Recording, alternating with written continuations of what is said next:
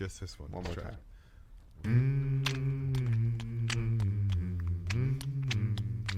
Yo, do, re, mi. Yo, do, ti. So, fa, la, ti. Yo, do, ti.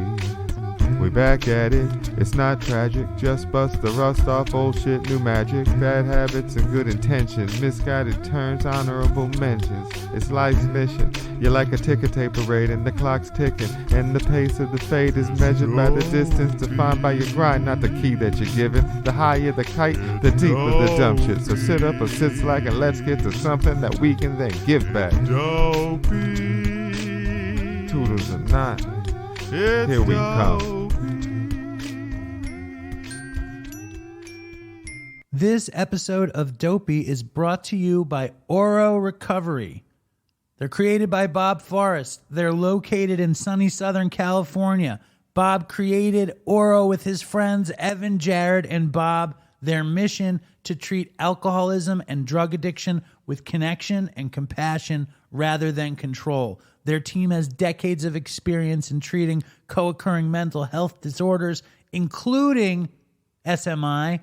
They have amenities you wouldn't believe. Maybe you'd believe them because you've heard me say them so many times. Surfing, equine therapy, fucking sound bath meditation, the potentially spiritually transformative sweat lodge. Everyone that I know that has been to Oro only says good things. They've been written up as one of the top 5 facilities in the world. If you're fucked and you're willing to go to sunny Southern California, I cannot suggest going to Oro enough. This episode of Dopey is also brought to you by our very good friends at Sober Buddy. What is Sober Buddy? It is an app on your phone that helps you get and it helps you stay sober. They have challenges that keep you mindful about the experience of using versus the experience of being in recovery. Mindfulness is a key to staying happy. Sober Buddy connects you to that. They just started a Facebook community. Check them out at Sober Buddy at Facebook.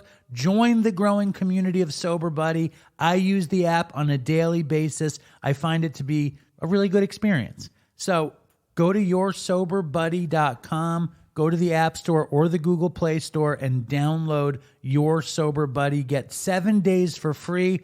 Kick the tires, see what you like. They also have a free sober tracker so you can post your clean time and make everybody jealous or make everybody proud. Either way, it's at yoursoberbuddy.com. Check out Your Sober Buddy. This episode of Dopey is also brought to you by our very good friends at SoberLink. We need to talk about alcohol recovery in the workplace. Talking about sobriety and providing it to your employer can be so difficult, and our friends at SoberLink want to help. If you need a reliable way to present documented proof of sobriety to a boss or a loved one, SoberLink can help. SoberLink is a high-tech, portable breathalyzer system that uses facial recognition technology to verify identity. It has unique sensors to ensure that no other air sources are being used, and SoberLink sends the results directly to your specified contacts, so there's no questioning whether or not you took the test and whether or not you altered the reporting. This is why SoberLink's remote alcohol monitoring system is considered the gold standard. Being in recovery from alcohol does not define the future of your career. Let SoberLink help. Learn more about SoberLink and request an exclusive $50 off promo code by visiting www.soberlink.com/dopey. Check out SoberLink. Let them help you stay accountable. And of course, this episode of Dopey is brought to you by our very good friends at Evolution Accounting and Consulting.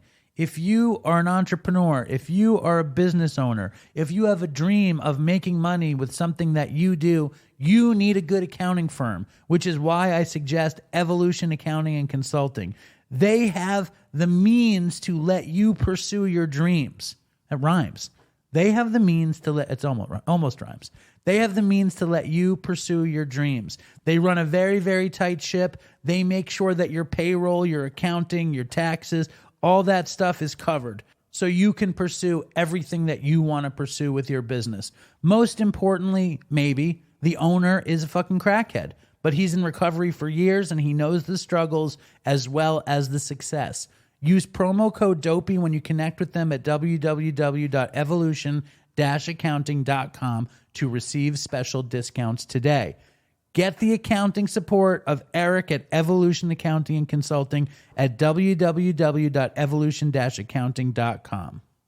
And before we get to the show, who can forget Recovery in the Middle Ages, an incredible podcast about two middle-aged suburban dads and their pursuit of life, love, and recovery. Listen as they discuss current topics of interest to the recovery community, including 12-step, alt recovery, the newest medical research, and talk about their daily struggle to maintain their recovery and anonymity in the world of soccer moms and PTA meetings. If the neighbors only knew.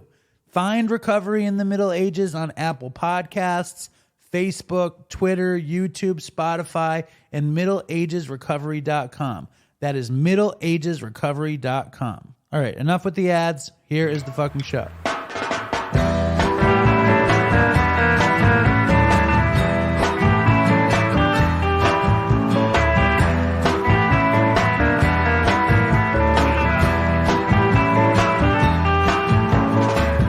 Hello and welcome to Dopey, the podcast on drugs, addiction, and dumb shit. And my name is Dave, and I'm at my father's apartment. And before we get into the show, I want to thank my old friend Chaka for doing that song in the front. I think it's a great song. Chaka's got a podcast called Cats in a Bag. It's on Apple. Check it out. I knew him a million years ago. He went to school with my friends Jeremy and Greg.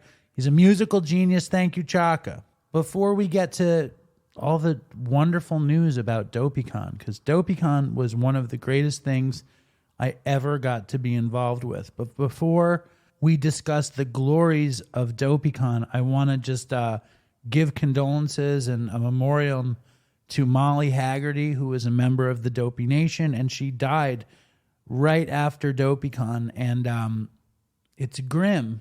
Someone said that somebody would probably die just before Dopeycon because around Dopeycon 2, Colleen MC had died. And, the deaths have been a huge reality of our population as we put out show after show after show. I didn't know Molly well. I actually didn't know Molly at all.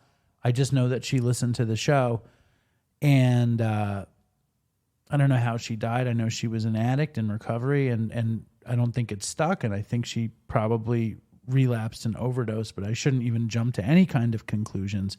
The point is that a bunch of us are addicts in recovery, and if you're an addict in recovery, you need to manage some kind of vigilance on a daily basis and protect yourself. And we gave away Narcan at Dopeycon, and we were together at Dopeycon. So what I know about addiction and recovery and relapse and dying is that the more connections you have, the less chance that you will die. Like, if you want to use, that's fine. Do that using thing where you call somebody before you use. Make sure somebody in the house has Narcan. Do whatever you can do to avoid dying. And that is my public service announcement before we get to the more celebratory aspects of this show.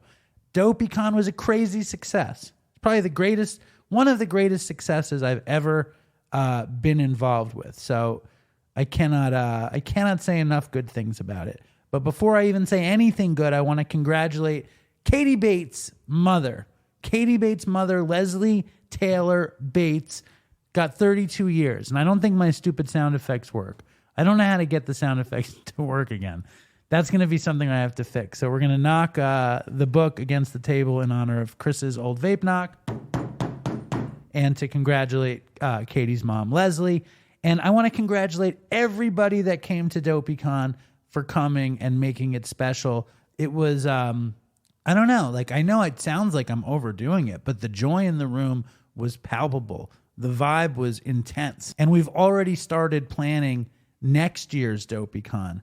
And it's going to be bigger and better than ever. And today, shockingly, we have Marc Maron on the show. Marc Maron came on the show. I met him in his hotel and we did an interview, and it was awesome. So before we get to Maron, I want to just remind you guys to go to Patreon. Go to Patreon. Last week, me and Ray did a comprehensive review of Dopeycon. Join Patreon. I put up a long fucking interview with Nick from Dark Side of the Spoon that is chock full of drugs, addiction, and dumb shit. So check that out. I also put up some Ray Brown music. I'm putting up an old Andy Roy story. Join Patreon. If you join at the $5 level, you can join us in the Dopey Patreon Zoom, which is always just a really good time. Last Saturday of every month, we do the Dopey Patreon Zoom. If you want to join for $2, join for $2. If you want to join for $10, I'll send you stickers. 15, I send you socks. Join Patreon. It's getting me inches closer to getting out of Katz's. And we finally have released the Forever in Debt tank top, t-shirt, and hoodie. We are doing only pre-orders. Every order will be shipped at the end of sometime in November. They will all get shipped. It will be prompt. I promise. I have Dopeycon merch too. I'm going to post that on Instagram. We can deal with that. All of the Forever in Debt shit you can get at dopeypodcast.com. All that nice shit was made by our friends at SRO Prints out of Cincinnati. They're junkies. So if you want the good dopey shit, go to dopeypodcast.com. If you want the Dopeycon shit, you just message me on Instagram and I will put it up there. Before we get to Maron, I just want to tell you guys this crazy story that happened at Dopeycon. I'm at Dopeycon and it's over. Everyone's getting Katz's and I'm literally running to fill up bowls with beans and rice for the vegetarians. I'm like working Dopeycon like it's a catering event. It's ridiculous. But in the middle of all the hustle and the bustle, this guy comes up to me and he says, hey, I listened to your show and I heard this guy on the show that was a friend of mine. And what he was talking about was Brian Connolly, who you guys might know as Hot Wheels. And to anyone that never heard the Hot Wheels story, go back to the history of Dopey. Hot Wheels was an early listener who sent in a voicemail, a DMT voicemail, and then Chris and I had him on the show. And Hot Wheels was a guy who, on a bet or a dare, dove into a pond that was frozen and broke his neck. And now he's paralyzed. And this guy that I met at Dopeycon pulled him out of the frozen pond. He hadn't talked to Brian in years. And I was like, well, why haven't you called Brian? And he did, and now they're reconnected. And that is just a miraculous thing out of Dopeycon. And that's nothing compared to all these people that got together from all over the world that said they were seeing their best friends at Dopeycon. Oh, that's another thing. If you want to make cool friends all over the world, you have to check out Dopey Zoom. It's free. It's I think they have 26 meetings a week. It's Zooms. I will put it up on Instagram. The Zoom address is 804-300-586. It is a lowercase Toodles to get in. Every letter in Toodles will get you in. The guys at Katz's were at Dopeycon. They were very impressed with the Dopey Nation, and they were impressed with me, which was great.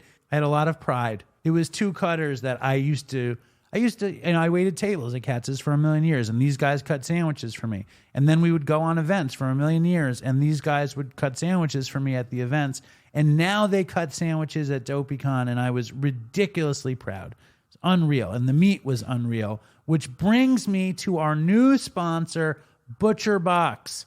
Butcher Box has incredible meat that they ship to you. They ship me this beautiful box of meat. It's just a beautiful package. They sent me ribs. They sent me ground beef. They sent me steaks. Everything arrived perfectly frozen and beautiful.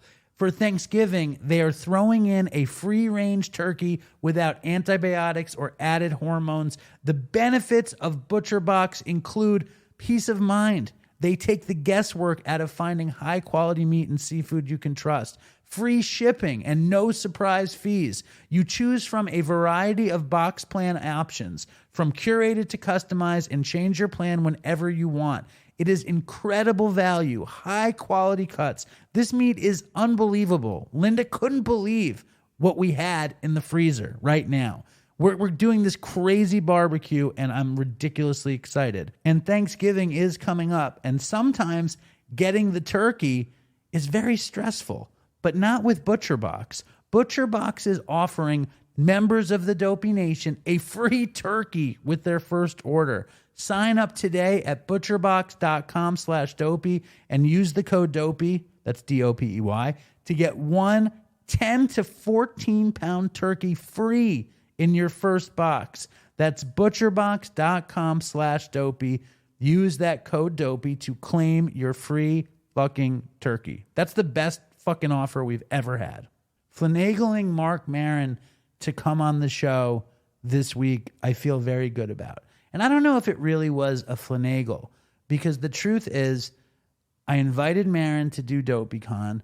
He said he wasn't going to be in town that week, so it's like, okay, next year, scheduled around Maron's schedule. But he was coming in the week after, and he did that beautiful recorded message, and I knew he was going to be in town, so we were going to get lunch together at Katz's. And then I was listening to the Stern show, and Stern started talking about this movie called To Leslie, which I had never heard of, which was supposedly this big movie for drug addicts and alcoholics, a big recovery movie. And I was like, that's interesting. And then I listened to Jan Wenner on Maron's show, and it turns out Maron's in the movie. I had kind of missed Howard mentioning that Maron was in the movie too. But not only is Maron in this movie, he's also the executive producer. So when I saw him at Katz's, he was like, I was like, why don't you come on and talk about the movie? He's like, I don't know.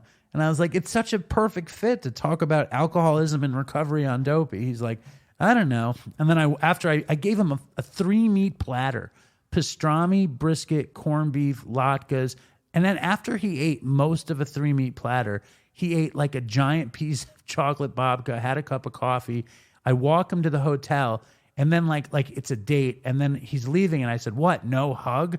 And he was a little bit put off by the fact that I demanded a hug. But he did give me the hug. But I did get stuck in my head thinking that I was such a weirdo to make this guy give me a hug, which brings us to our next sponsor, BetterHelp.com. Do you ever overthink things?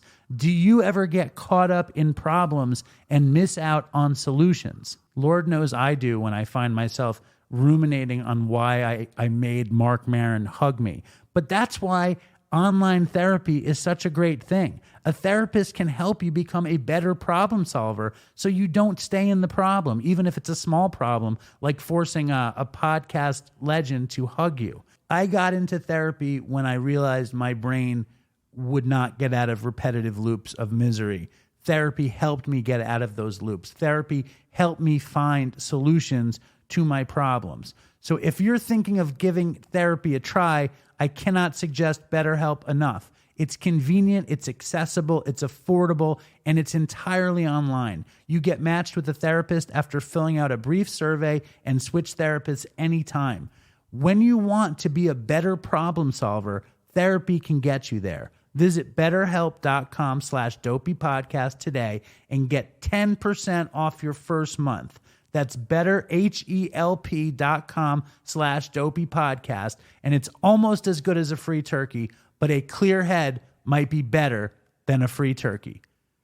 And now here's Marc Maron. Fuck it. This is Marc Maron. Today, it's Friday, and I was with him this morning. This is the interview, hot off the presses. Marc Maron on Dopey. Okay, it's going. We're happening. You're happening. You're in charge now. Nice. It's good. I'm producing. All right, it's good to be in charge, but you're always producing. Not really. I mean, we're using my equipment in my hotel room because you were like, should I bring my stuff? Meaning, can we just use your stuff? Because I don't want to bring my stuff. I figured you'd translate your junky manipulation. Wow, you start with junkie manipulation. My question was, do you want to come to my dad's or do you want to do it there? And your reaction is, I'm not going anywhere. Was your response? Exactly. I was like, great. And then I what figured, would be the benefit of me going to your dad's as opposed to us doing it like this? I'm just curious what you were thinking. I think you could have seen more of Manhattan, seen a real like middle class Jewish household. Oh, in really? New You were York City. concerned you were trying to elevate me, elevate my understanding of how people live in the city. Yeah, I was trying to give you a crash course in I'm not buying this. elderly educators that live in the shtetl in Manhattan. Was he there? He was there. Oh, so you want me to meet your dad? I was hoping to take you home to meet my father. I thought it would be a very romantic thing. Oh, no, boy. I just thought you'd get a kick out of it. Oh, I'm sorry. I don't. I don't know where all the time goes here, but it goes. You know, things move quick here in New York somehow for me. Like if I would have done that, I wouldn't have had the time. I got to go up to town hall because we're going to do a tech scout for the special. So I have to sort of go up there and be there at 11:30, get COVID tested because I don't know what if people are still doing that. Did you bring my green shirt? No, but I brought you this shirt. You ready? Is it more Dopey merch? Yup, but this is new stuff. I brought you the Dopeycon shirt. I have the hat. You got this hat. You got the Big Bird hat? Yeah, I do. Fucking shit. Here, Yeah. look at this. You ready? Yeah. It's beautiful. Oh, look at that. Our Chrome ripoff. Yeah. Okay. All right. Fine. Yeah. Mazel tov. It's weird that you're like, I didn't realize just how much of a fucking hippie you are. I'm just I'm an admirer of the hippie scene. You're just like that. You're the same way. I have it in me. You're the same way. I have it in me. I'm not over. I mean, I was talking to somebody yesterday about this, and they said they expected me to be a lot more hippy dippy than I actually was. What from how you talk on your show? Yeah, and my influences, like your influences, are in rock and roll, and then it turns into the blues, and now you're fishing around jazz and all this stuff. My influences were in like New York City hip hop and unfortunately New York City ska music, which diverted me into the hippie world. So I think. Oh, I see. I think like whatever, and I didn't even introduce you. I missed the hip hop thing. Wow, I wasn't involved in it because like there was a period there. You want to introduce who I am? Please keep going. No, go ahead. Well, for people who don't know, I had the great fortune of Marc Maron is here. I'm in Marc Maron's hotel room. He's bartering meat. It's a great fortune of being my meat purveyor. Well, this is a different thing. I am a great purveyor of meats for Maron. I feel responsible. Like I got to do this podcast once every 4 years just to keep my meat habit going when I go to New York. No. And I was like, do you want to get something to eat? And you were like, sure. And I was like, is there any way we can go anywhere besides Katz's? And you're like, absolutely not. Yeah. Yeah. I just was hoping we could go somewhere else. Where would you go? I would go anywhere. I don't want to go there. No, I understand, but that's what we do. There's places I go with other people. It's not my fault you work there, but I mean, like today I'm probably going to go to Veselka with Brendan, and just because I go there. Sometimes I think like, why? Mogador is the other place. I go to Mogador, I go to Veselka. Sometimes I go to Joe's for a slice. I go to Katz's and Kikleides up on First Avenue. But you always go to these same places. That's right. You need to go elsewhere. But this is what, I'm not here in New York that much, so part of me wants to connect with that shit. Veselka, I would say, has the best chicken soup in Manhattan. Really? You get chicken soup there? I always get the hot borscht, maybe 4 pierogies boiled. Pierogies, some chicken akasha. soup, the fucking, the chicken, what do you call it? The chicken Kiev? cutlet. No, the chicken cutlet they do. The fried chicken cutlet? Very delicious. Sure. But the chicken soup is like 100% best chicken soup you can get in Manhattan. No shit. I never have it. Well, get it. But you're not sick. It's good if you're sick. But Mark just did this movie called To Leslie. Weren't we talking about something else before we... No. I just want to make it clear how I really got you to come on the show. Because you weren't going to fucking come on the show for me.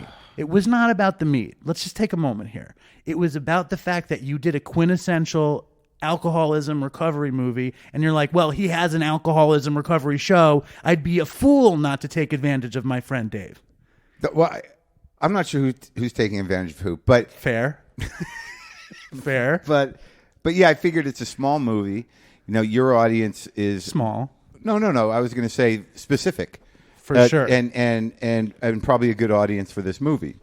So given that there's limited opportunity in terms of promoting the thing, and it doesn't seem like it got a lot of publicity, and the only thing they had me do...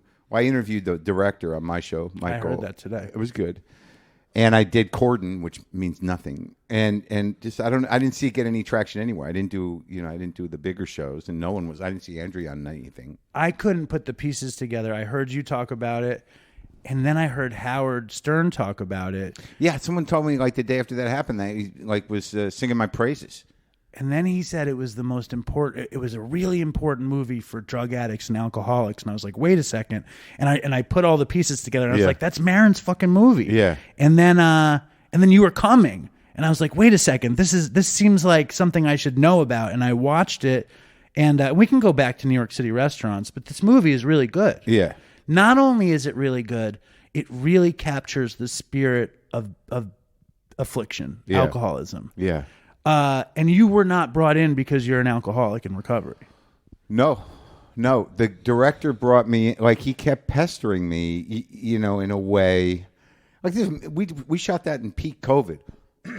Like it was like real bad COVID, like no vaccine COVID, and it was, it was a tough time for everybody. I'm like, what do I need to do it for? Yeah, even after I read the script, even though I saw it was about an alcoholic and I saw my part in it, I didn't see me in that part for some reason. I'm like, there's other guys that can do this, right? It didn't feel like a Maron-esque part to me, which is why it was really impressive. But the point is, like, so it wasn't about me being an alcoholic. I think the guy, Michael Morris, the director, was really taken by the show Maron. One of the few people. I liked it too. But I think specifically that last season, which was the fictional relapse. That was the best season by far. Yeah, that was my choice. It was good. And that was, because that was the path not traveled, thank God. And also that scene in Sword of Trust in the back of the truck. I never saw Sword of Trust. Yeah, that seems to move everybody. In my monologue in the back of the truck, it's also about drug addiction. And in Sword of Trust, my character moves down south to live with his family. With an uncle. He took over a pawn shop with a woman that they were in a band together, but they were both junkies. And he got clean, and she was still in and out. That was played by Lynn Shelton, the late Lynn Shelton. So I think he got taken with those things and was convinced emotionally that I should be the guy in this movie. And I wasn't going to do it. I was like, fuck it. It was only a 2-week shoot. He shot that whole movie in like 3 weeks on film. It looks so beautiful. It also feels like it takes place in the 80s, maybe because it's on film, maybe because it's poor people in Texas. The only time in the movie that you don't feel like you're in the 80s is when the kid is on his dating app on the phone. Right. Well, I think, I don't know if it's, I think there is a sense of that just in Texas in general. I mean, if you're not going to malls or whatever, the phone thing, I could see that. But I wonder if he did that on purpose, because it's interesting. It does sort of have a relatively timeless feel. I mean, bikers are bikers. Alcoholics are alcoholics, and motels are motels. Right. For sure. But, I mean, that's interesting. I think that not to focus on any of that outside stuff and just keep it about people, because so much of that was shot pretty close, right up on there. But anyway, so he tries to talk me into it, but not through my management. And I'm like, get somebody else. But then he has Chelsea Handler reach out to me because he's friends with her. And I know Chelsea, but you don't. She's like, my friend Michael wants you to do his movie. Will you call him? And you don't want to fuck with Chelsea Handler. You don't want to say no. What happens if you fuck? I didn't know Chelsea had this kind of. I mean, I knew she had the show on E and whatever. Does she have that much? Do you know her personality? Do you want to be on the bad side of that? Well, no, I wouldn't. I would not want that. So like, no matter, it's not like we're close friends or anything, but also like, I think I resist. Not unlike I resist doing this show with you or anything else. Like initially, like, because I know if I got nothing to do, I'll have a fine conversation with you. But when someone asks me to do something like that, why? But you're an actor, right? I mean, you're a podcaster, you're an author, you're a stand-up, and you're an actor. Don't forget musician. And a musician. That's true. But it's like, and you just played a show last night. Yeah, but I don't consider myself anything other than a comic. Okay, you don't. Not really. I mean, I will cop to being not an interviewer. Yeah, podcaster. Why not? And then now you're fucking doing a lot of work around acting. How could you not cop to being an actor? We were talking about it in Katz's yesterday, and I will quote you, I did the work. I did do the work. Doesn't that make you an actor? I did the work this time. More like, look, man, when I was in college, I wanted to be an actor. And when I was a kid, in junior high, I did plays, a few plays. And then when I got to, I didn't do anything in high school. And then when I got to college, I took a class in the School of Fine Arts, and I was in stage troupe. So, that was the non-School of Fine Arts acting thing, Right. And I did some plays there. And then, when I got out of college, it was all comedy all the time. But I took some acting classes in San Francisco. It was always something I wanted to do. But I never lived the life because I wouldn't be able to hack it. It was a dream, but it became an impractical dream at some point.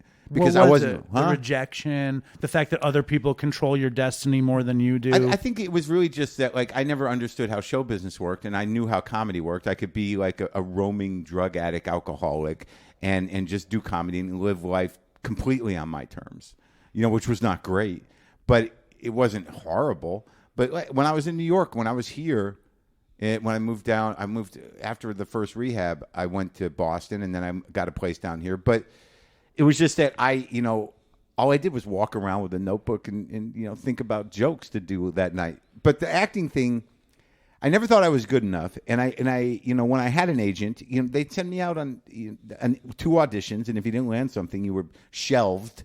And that life was just crazy. And I never quite, I had some pretty embarrassing moments in auditions because I never grasped the nature of to be a sitcom actor is not really to be an actor. And I never, I just remember one time, did I ever tell you that time when Tell me, please. I went in on that audition? No, tell the story.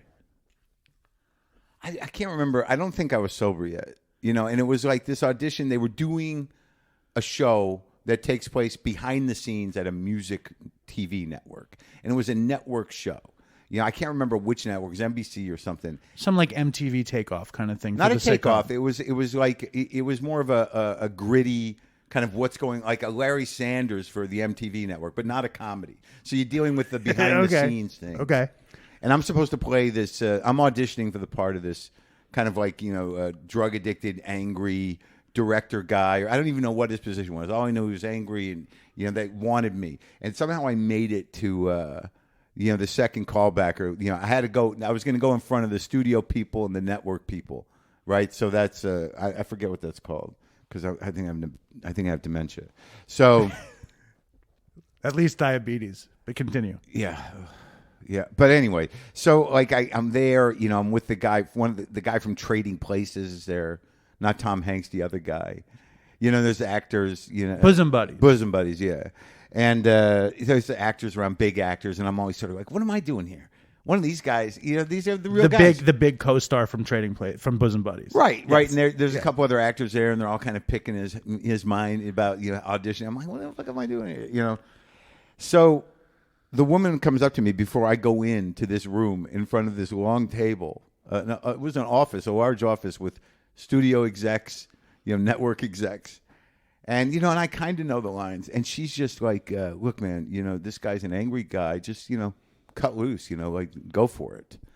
But I don't think I understood exactly that there were limitations. Or how angry were you supposed to be? That's right. Or the character. So, I went in She didn't know how angry you were capable of being, basically. And I just went in there and unloaded a lifetime's worth of anger. You unleashed the Kraken. Totally. Yes. And I just remember after I did it, there was this look in the room like, call security. Yeah, get this guy out of here. That was the end of the acting for a while. Well, I didn't see Sword of Trust, but I've seen a lot of stuff you were in, and you played yourself in a lot of things. Like if you go through IMDb, it's a lot of Marc Maron as Marc Maron. And then those are specials usually. Well, also on Maron, on Louis' show, on whatever, you play yourself doing a cameo or just whatever. Or when you play Jerry Wexler, you're very Jerry Wexler, but there's a lot of Marc Maron in Jerry Wexler, or vice versa. But name me an actor that doesn't do that. I don't know. I don't know anything about acting. No, I know you, and I watch your stuff. But I'm just saying, because I've wrestled with this shit before. It's like, am I doing it all? I mean, people know me too well for one, right? Because I'm a comic. I'm on the podcast every week, so there's no way for me to escape Marc Maron. But if I wasn't talking publicly, like if you look, and I'm not comparing myself to movie stars, but most of the guys that you see act that are not character actors, you can totally see them. Do you know Clooney, Pitt, Sam Rockwell, even to a degree? And you want that because that's what they bring. They bring themselves. Kind of, but like there's just they're tweaking things. I mean, some of those guys will do the deeper work than like Sam will. But I think like when I played Sam Sylvia, again, not comparing myself to them, but this was a rationalization I had to put in place in order for me to understand, like, am I doing it or am I not? I mean, the truth is like if you can be on camera and you're not looking over your shoulder because there's a camera there or experiencing self-consciousness, if you're in the present of the scene and you're engaging with it, I mean, you're doing it. Do you know what I mean? Like, there's the difference between a porn actor and a fucking real actor is like a really good porn actor. Though. Even a really good porn actor. I mean, like when the fucking starts, okay, this is what this guy does. The talking's not his thing, but essentially, when he's talking or she's talking, that's what bad acting looks like. Completely self-conscious, incapable of character. Not even connecting to the lines, and and then you get to the fucking like. Now this is what. That's why no one gives a shit about story in porn, but. To get back to it, but the way I was like, I had to believe that I had some basic capability of being present and engaging in the scene, right? So when I did Sam Sylvia in Glow, that wasn't really me. That guy was not self-conscious. That guy was not neurotic. That guy was all up front. He right. Was I understand what you mean. Living by his ego. I mean, like, sure, the way I talked was like me, but a Marc Maron fan, like somebody who listens to you, who doesn't know you, right, will see pieces of you. And in this movie, of course. I only got one piece of you at one moment in the movie where you're telling her how much money she's going to make. Yeah, that's a classic Maron thing. 7. That's a classic Maron moment. Yeah, and this movie is And then I was going to say is like someone like Tom Hanks. We're talking about the Elvis movie yesterday. Right. There's no Tom Hanks in that in the Colonel. No, you can't find him in there. Really, no. He's hidden in of layers of makeup and fat. Yes. No, I imagine if Tom was just playing it as Tom, you'd be like, "There's a little Hanks." He's in Bosom Buddies. Yeah. But so this movie is a quintessential addiction recovery movie, and you're a quintessential alcoholic in recovery. So like, I'm a codependent in this movie. But in your real life, you're an alcoholic in recovery. I've done a lot of time as a codependent. Okay, so you understand the part, but it's the worst. How much codependency is like arguably much worse. Break it down. How you are like. I don't want to give away this movie at all, but like, I wanted to know how much they mine you for the addiction recovery stuff when you're on set, when you're a part of it. You're the executive producer of this movie. That's just a credit. Buddy. I know, but it's impressive. It's impressive. But. I don't know how that all works. You know what I mean? It's one of those. Nobody knows. Nobody knows. It's a negotiating point. It's like it's part of like the deal. Like, oh, you're only going to pay him that. We give him an EP credit. Right. Okay. Sure. But no. I think the thing was there was no talk about my alcoholism. Really, there was an interesting conversation, in post production that I'll get to, but. When I decided to do the part, the thing that made it different for me in terms of an actor is because, like, to be honest with you, acting is film acting is tedious, and it's not that satisfying in a lot of ways. It's a lot of waiting, and I'm not good at that. There's a lot of food around, so you're waiting, you're eating half donuts, and you go back and eat the other half. And then, you're talking to the crew, you're talking to craft services, you're hanging out in your trailer in a robe, you're looking at your little sides. But you're doing a page and a half, 2 pages at a time, sometimes 3 or 4 pages, but that's a big chunk. So you're doing these little pieces, and you sort of have to stay.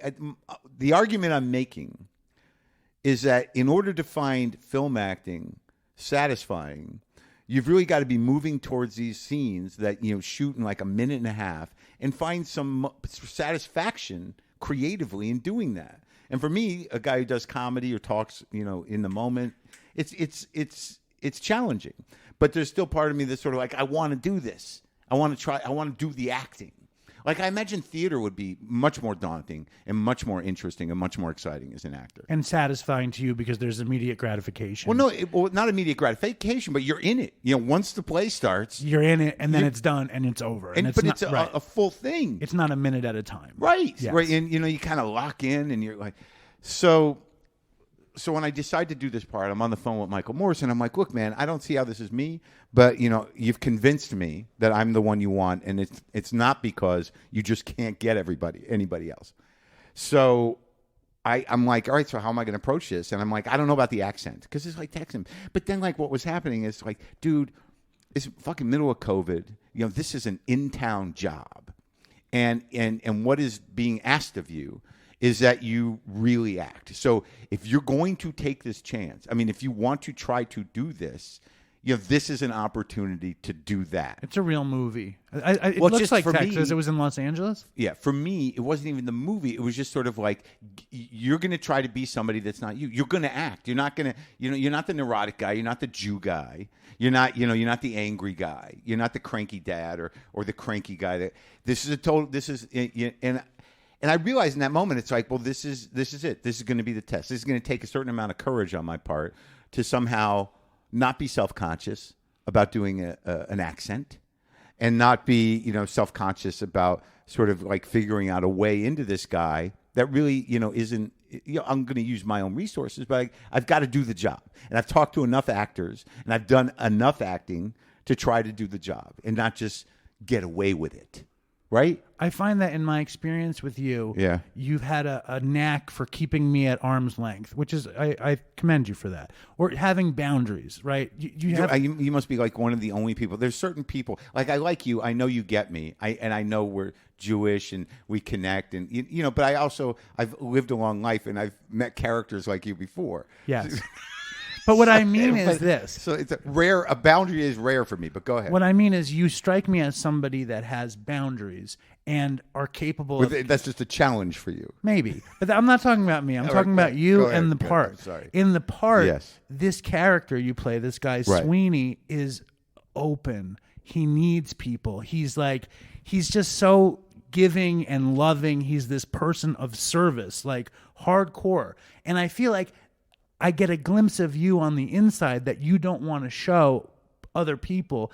Do you feel like that when you play a character that isn't the cranky Jew, the neurotic Jew, this giving, warm, nurturing character? But the funny thing is like I think that those things are true to a degree, but I think the way I saw Sweeney really was, and there's a funny thing about getting to the character. Like, I told Michael, I said, I don't think I can do this accent. But then I met with a dialect coach, and we went over it, and I'm like, I'm going to fucking try this. You know why I had confidence to do that? Because, I had interviewed James Caan, right? Before he died. Yeah, I heard that. Yeah, and, I did a bunch of research. I watched a bunch of his old movies, but I watched a really old movie, The Rain People, which is it's Francis Ford Coppola's first movie, and it's a weird movie. I think it's Shirley Knight and Khan, and Khan plays like this ex-college football player who got hit in the head too hard. So he's he's got he's affected. He's mentally disabled. Yes, but he's still at the school. He's the guy with the broom, and with the other people are sort of like, what happened to that guy. But he plays this character, but he does an accent. And this James Caan, early in his career, does an accent. It's okay. And then I watched him in a Western where he did an accent. It was okay. And I'm like, oh, all you got to do is try. I mean, if the character's good, the accent's ultimately not going to matter. And I just knew from experience and from watching other people, just don't ever try to do a Boston accent. There's a lot of accents you can you do a Boston? I could probably do it. With your dog beer? You want some chowder? No? Fuck. Yeah, I could do it if I set my mind to, because I lived up there a long time. But anyway, so that gave me confidence of these great actors have tried it, and very few of them succeed. They go in and out if you pay attention. So I was sort of like, all right, fuck it then. I'm going to try it. But approaching the emotional sphere of the character, see, I didn't really see him like that. I saw him, the way I went into it was whatever this guy's life was, he ended up here. Right. And it's not a great place. And, something didn't work out, and he's been humbled. He's not bitter.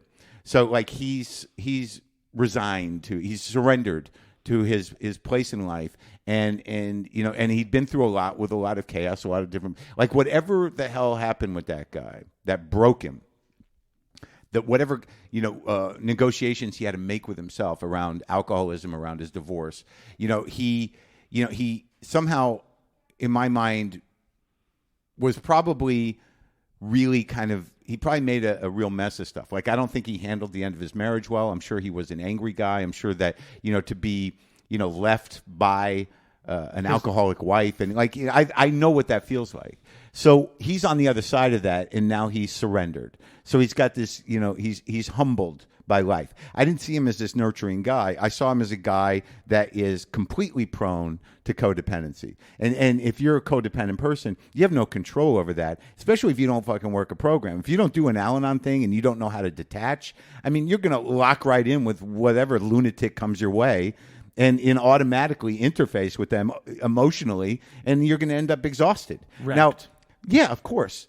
So I think the risk of that is here. These are not sober people, right? So what you're seeing here is he's the closest to it. Your character is the closest to a sober person. But he's also like, if you've been through this stuff, like much of your audience and me, it's like you're not comforted by the fact, well, I'm just glad they both have a program. I mean, the thing is, through all this thing, you're like, this could blow up at any second. This is a fucking disaster. So I think that's what makes it more real, especially for drug addicts. And I think for people in general, though they may not know it, is that, these are people struggling, almost entirely unsupported. Like he's supporting her, but he's putting himself at a tremendous risk. I mean, she could relapse at any second. The fact that you don't play that out, right? And you feel like it's coming the whole way through. Of course. When there's a scene that I'm going to give away where she's kicking, she's withdrawing from alcohol, yeah, and you decide you're going to plant yourself. Your character Sweeney decides he's going to plant himself in the hotel room, yeah, and prevent her from leaving, which she asks him to do. Yeah, I'm watching it and I'm like, have you ever been in that situation on either side? Have you ever had someone who kept you in the hotel room, or have you ever kept somebody in the hotel room or house or apartment? My experience with that was, I'd been on not in an emotional way. I'd been on like 1 or 2 12-step calls, that were real, back in early sobriety, where another guy's sort of like, we got to go get this guy, So, and it was scary. It's scary. I remember one 12-step call where I went out with this guy Tim out to the desert, to pick up. I don't know if it was a sponsee or whatever. But we get there to take this guy to rehab, and you're supposed to go. You got to go with 2, because the risk of relapse, right? So there's 2 of us, and I'm pretty sober. I think a few years, right? The risk wasn't that I was going to use, but you get to this fucking place where this guy's whacked on meth or crack or whatever, and there's a roommate there, and they're fighting. He's got blood on his head, and you're like, what the fuck is happening? How are we going to get this guy in the car? How did you do it? Well, he knew it was coming, and he knew it was right. So in the middle of all the chaos, it's sort of like we're going. He's like, let me just get my, it's like, all right. So we did it. I mean, we got him to the place, but it was horrendously frightening and weird to have a guy, still high on those kind of drugs. Yes. Trying to get him over to this, rehab. But so I had some experience with that, and I've had experience with, certainly living with active, drug users. What about yourself? Were you ever in a situation where you tried to kick something and you had somebody stay with you and you were like, please try not to let me leave? No. I've been in that situation a number of times. And I like went to someone's house in Mount Vernon, and I was like, I'm kicking dope. I'm not leaving. Yeah, the dope thing, I can't, it's hard for me to imagine it, because every time that I've gotten sober, I was depleted. My commitment wasn't as physical as dope is. So it was either blow or booze or what, But her commitment to booze really felt like a junkie. Yeah, a junkie. No, that's detox. Bad alcohol. Yeah, bad alcoholism. Where you're shaking, and and like she probably could have died. That's right. If that was on the left, if there was somebody in recovery in this movie, get her some phenobarbital exactly. quick. Yeah, well, get her to she's going to seize. Right. Yes. Get her on Valium or whatever it takes. Yeah. So that was interesting, because you're framing this as a recovery movie, but it's more of a sort of raw struggle with trying to kick without help, in a way, other than this codependent guy who falls in love with her almost immediately. Yeah, homeless. He's Yeah. like, that's mine. That's Yeah. the one for me. Yeah. That's Out there, my dream. wandering around by the dumpster Yeah. with a pink suitcase. It's the best. And it's like, and I can, I love that part. It's like, oh boy. And you hear I wonder if he had us hear your voice, so people are like, it's Maron. Oh, I don't know. I don't think so. I always suspect that. Like, they're just involving me, so I'll help promote it. But like, why would a guy give me his movie? I don't He mean gives me that. half the I fucking mean, movie. in the movie, Yeah. you hear your voice Yeah. for like 10 seconds before you see you. Oh, yeah. And it's like, and if you're a listener, Yeah. like, there's Oh, Maron. yeah. I don't think so. I think that, like, I don't think he was that specifically focused on me. I think that the task at hand was to shoot a movie on film, inside of 3 weeks. And it's like a lot of things had to work. So, I showed up ready to work, in that COVID environment. And, I had a piece of paper with my phonetic sort of translations of how to talk Texan. And I was making choices around the parts. And that was the other thing, is that in terms of doing the job, once I locked into the guy and realized that this guy, he's a humbled guy. He's not angry. He's not, he's been through everything. And, he wants to help this person, but it's mixed up with emotions too. Like, because he couldn't help the last person.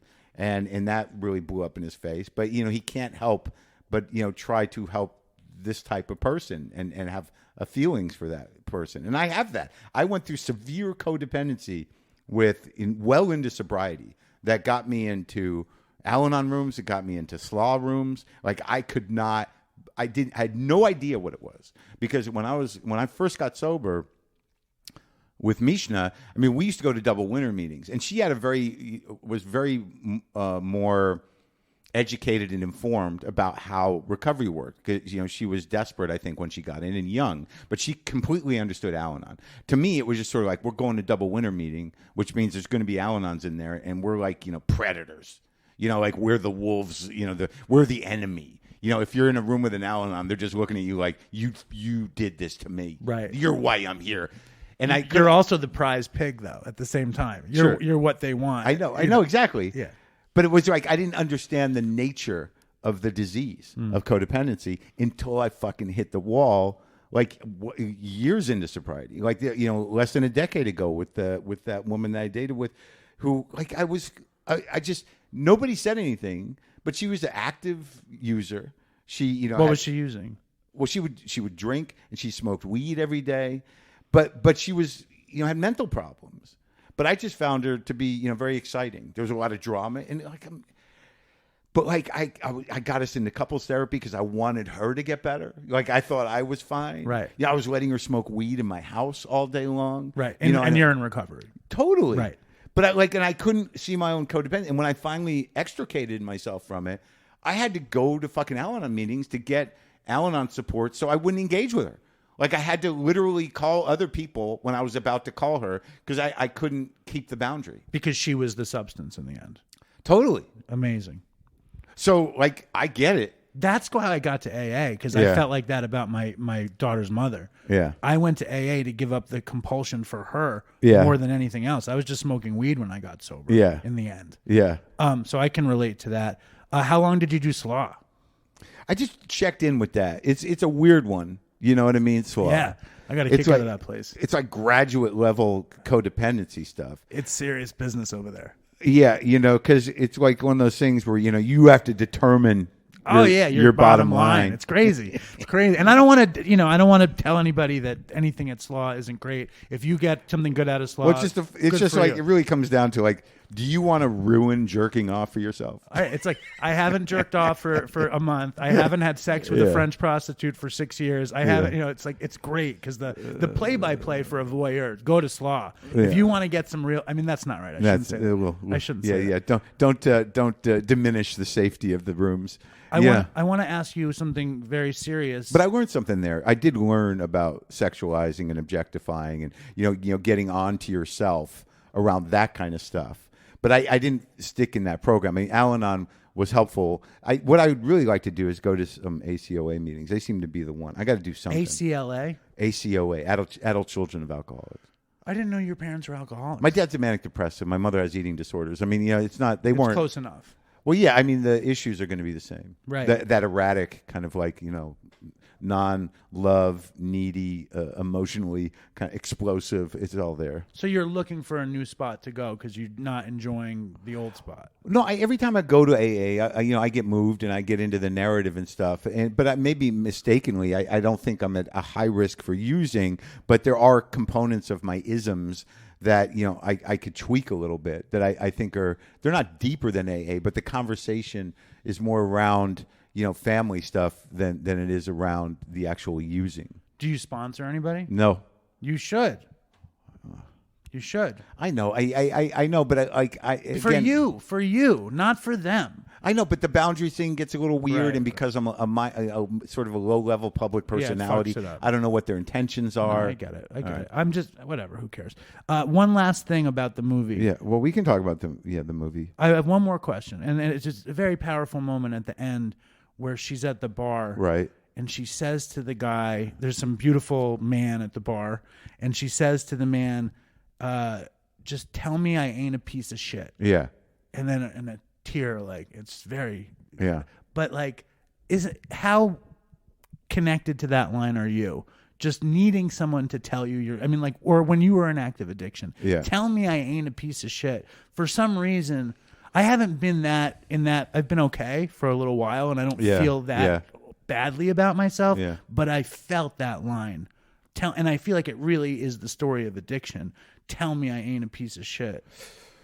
Well, it's I think that when you have that brain, for whatever reason you have it, where you're whatever sort of voice of self-parenting you put in your head, Right.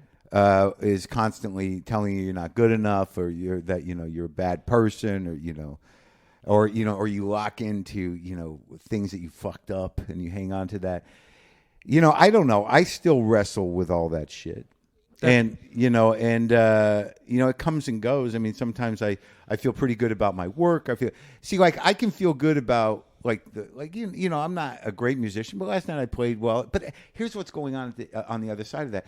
If anything's going good in my life, I'm only 2 thoughts away From the bad part. Yeah, well, I'll find it. Right. Hey, everything's great, and then my brain's sort of yeah, but why don't we This go thing's through the coming. files? Right. Let's really look at what happened. I don't here. have a lot of future dread, but it's sort of but you fucked this up, or but this isn't great, or I guess it's future in a little bit. But I start to worry, I start to freak out, I start to terrorize myself with shit, and yeah, that comes and goes, and it's a real fucking drag. Now, did you play harmonica at the show last night? I did a little. That's awesome. I saw the D harp sitting out there. Yeah, I'm not a great harp player. I'm an okay blues guitar player. I can play a few notes with feeling on the harp, but I don't have a lot of control over it. But I can fake it. I hear you. I it's one of my great regrets is that I didn't try harder. When I was a kid, I played harmonica, and I got to a place where I couldn't break through that place. Yeah. But it was good enough. It was kind of like the Mick Jagger feeling. Right. Well, yeah, but that's the problem with, I guess, maybe guys like us or whatever. It's you just want to be, good enough to where, you can kind of you get right to the precipice of, I could really do this. And then you stop. Right. Because it's good enough that you can do it. The idea that you can do it is good enough. But that's once you practice, once you actually real. do it. Right. Like Bella Fleck. Well, yeah. Right? Yeah, but you've really got to nerd out on shit. For me, I like to play guitar. It's meditative. I'll play a little harp. I don't play a lot of harp. I picked it up years ago, and, I can pick it up. But I play guitar pretty frequently. But I'm at this place where it's I know I can learn new things, but I got to sit and practice for 2 hours. Do you play every day? Yeah, kind of. I mean, because I play on the show twice a week, certainly, at the end of the show, my show, just dick around. But, I've definitely hit a wall. So, and I'm playing last night, I'm playing with a genius, this guy, Adam Menkoff and Jimmy Vivino. But Menkoff's one of these guys, he can play anything. And I'm he's just a savant guy, But those kind of guys, they fucking practice. Right. You've got to, turn yourself inside out. I think it's great, though, that the greats practice so much. Like if you ever read about Jerry Garcia played every day. When the Dead tour was over, he would contact the booker and he'd say, book me on Jerry tour. And he'd be like, dude, why are you doing another tour? And Jerry said, I heard this quote the other day. Yeah. Jerry said, I pick up the guitar every day. I want to get paid for it. I just thought that was a great line because it's it's what somebody who's committed to excellence does. We're committed to doing something. And also, like, it's like anything else with guitar for me, the beauty of playing with Vivino and him is sort of allowing me to play with him. It's like, he was in Conan's band forever, and then he was Conan's band leader. And, for years, I don't even remember when it started, but I do Conan a lot. And I'd always, tell Jimmy to show me something. Show me this lick. How does, Peter Green play that, whatever. And he would do it. And then, like, it became this tradition where he'd leave a guitar in my dressing room. And, and I'd just sit back there and play it. And then he'd come back in. I'm like, all right, show me this. So he would show me licks over the years. And that's how I learned things. So the fact that he plays with me in L.A. and then he had me play with him last night, and I kind of fucked up a song, I think, and it bummed me out, but whatever. See, that's it. I could choose to beat the shit out of myself. Sure. But the rest of the night went well, and we kind of regrouped. But I definitely fucked up because I'm not used to playing with people, and I still get nervous, and I can't, like, there's a lot for me to think about. But nonetheless, my point was the beauty of learning that you don't really realize. And I do it. Stand up for me that's where I live. So, like, and this happens all the time. Is like as soon as you learn something new, like whether it's to get the third ball up when you're juggling, or how to do a riff on the harmonica, or a new lick on guitar, is it like reinvigorates the whole everything for you? Like it adds. Like you could get bored with yourself, and as soon as you learn something new, everything's alive again.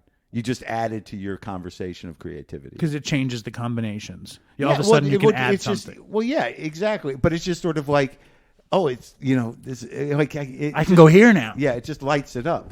Lights everything up. When you made this movie, how close had Lynn died? Oh, yeah. Yeah, Lynn was dead, yeah. Yeah, I think it must have been like, God, when was that? I feel like it was... maybe a year into the pandemic. I don't know when the vaccine came. It was just shy of that because she died shockingly suddenly during COVID. Yeah, just a few months in May. And it was so in COVID that everyone was like, she probably died of COVID, and it's like, and she didn't die of COVID. No, she didn't die of COVID. It was just like she had some like undiagnosed blood cancer, a sort of like insidious kind of type of leukemia, this acute myeloid leukemia that's very virulent and happens very quickly, but apparently not easy to detect. I don't know. She was a person that was into a lot of naturopathic medicine. She had figured out, she had some GI stuff that, her whole life was really built around, managing a diet so she could, exist without discomfort, like because of certain issues she had. So she, I think, became very dependent on that type of medicine, trying to figure that stuff out. And then this thing snuck up out of nowhere. It did, and I don't know, I'm not faulting anybody, but, she did go to a doctor for something that I think was connected to it, but the doctor didn't identify it. The problem at the beginning of COVID is that when she had this problem in her chest, it's like no doctors were seeing people in person. And she went and had a scan of this thing. And the doctor was like not concerned about a tumor, but it turns out, in retrospect, that the type of blood cancer she had did cause some types of clotting that I think it was there to be seen, but it wasn't seen. But I don't know that the prognosis would have been much better, other than she could have had a little more time. My mom died very quickly from a really virulent leukemia also, fast.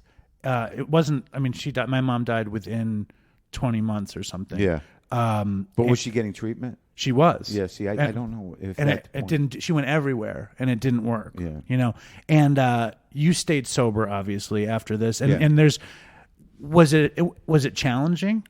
No. Was it even a thing? No. You were never like, I can drink my problems away. No, dude. Like the one thing. No, it was devastating. The whole thing was devastating. And it was very weird. And I'm talking about it on stage, and it was just shattering because I went down there. I can't even explain to you.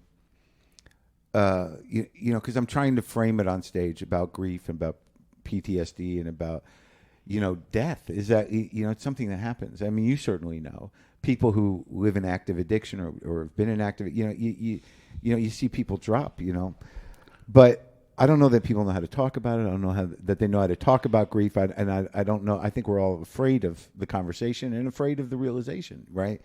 But the point is, like, I didn't think about using. And I got the day that she died, that horrible day when someone you love is in the hospital fighting for their life, and at some point you realize it's not going to go the right way. This doctor said I could come down and see her, and I'm like, what are you talking about? He's like, well, because it's COVID, no one's in the hospitals. He says, well, look, I said, do people do that? He's like, I don't know what people do, but if you want to come see her, I can make that happen. We're going to take her off the machines, and she'll probably be gone. But if you want to come down, and I'm like, I didn't even know what to do. And I'm like, I'm going to call 11 people to see what I should do. I don't know what I should do. And I was like leveled, But I ultimately, after talking to people, I said, all right, I'll go. And I went down there to the ICU, and he was like, look, I got to tell you, we can't really clean up much because the coroner has to sign off on her. And I'm like, you're not really selling this, So I was like, but he said it'll be all right because they were trying. There was a lot of surgery during the day, but I went down there, dude. I drove down there like in complete shattered shock, beside myself, and went to the ICU and spent time with her after she'd gone. You weren't going to get another opportunity to be with her. You had to do it. I mean, that's the way. I mean, if you didn't do it, you would go through the files and be like, "Why didn't I do that?" Well, that's what Michaela Watkins said. I guess, but it's devastating. Because it's not like First of all, Jews don't do open casket, and she was going to ultimately get cremated. But that how long it took is a whole other thing. But I think but I'll never be able to get that out of my head, and it was not great.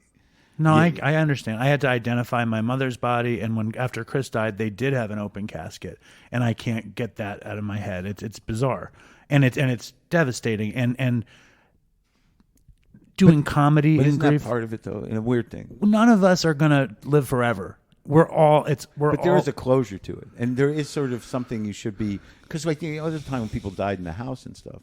You kind of they're gone. They're not just not around. You've seen and them. You did everything you could. You were there with them, but I wasn't there with her, and that was the sad thing. It's a rough day.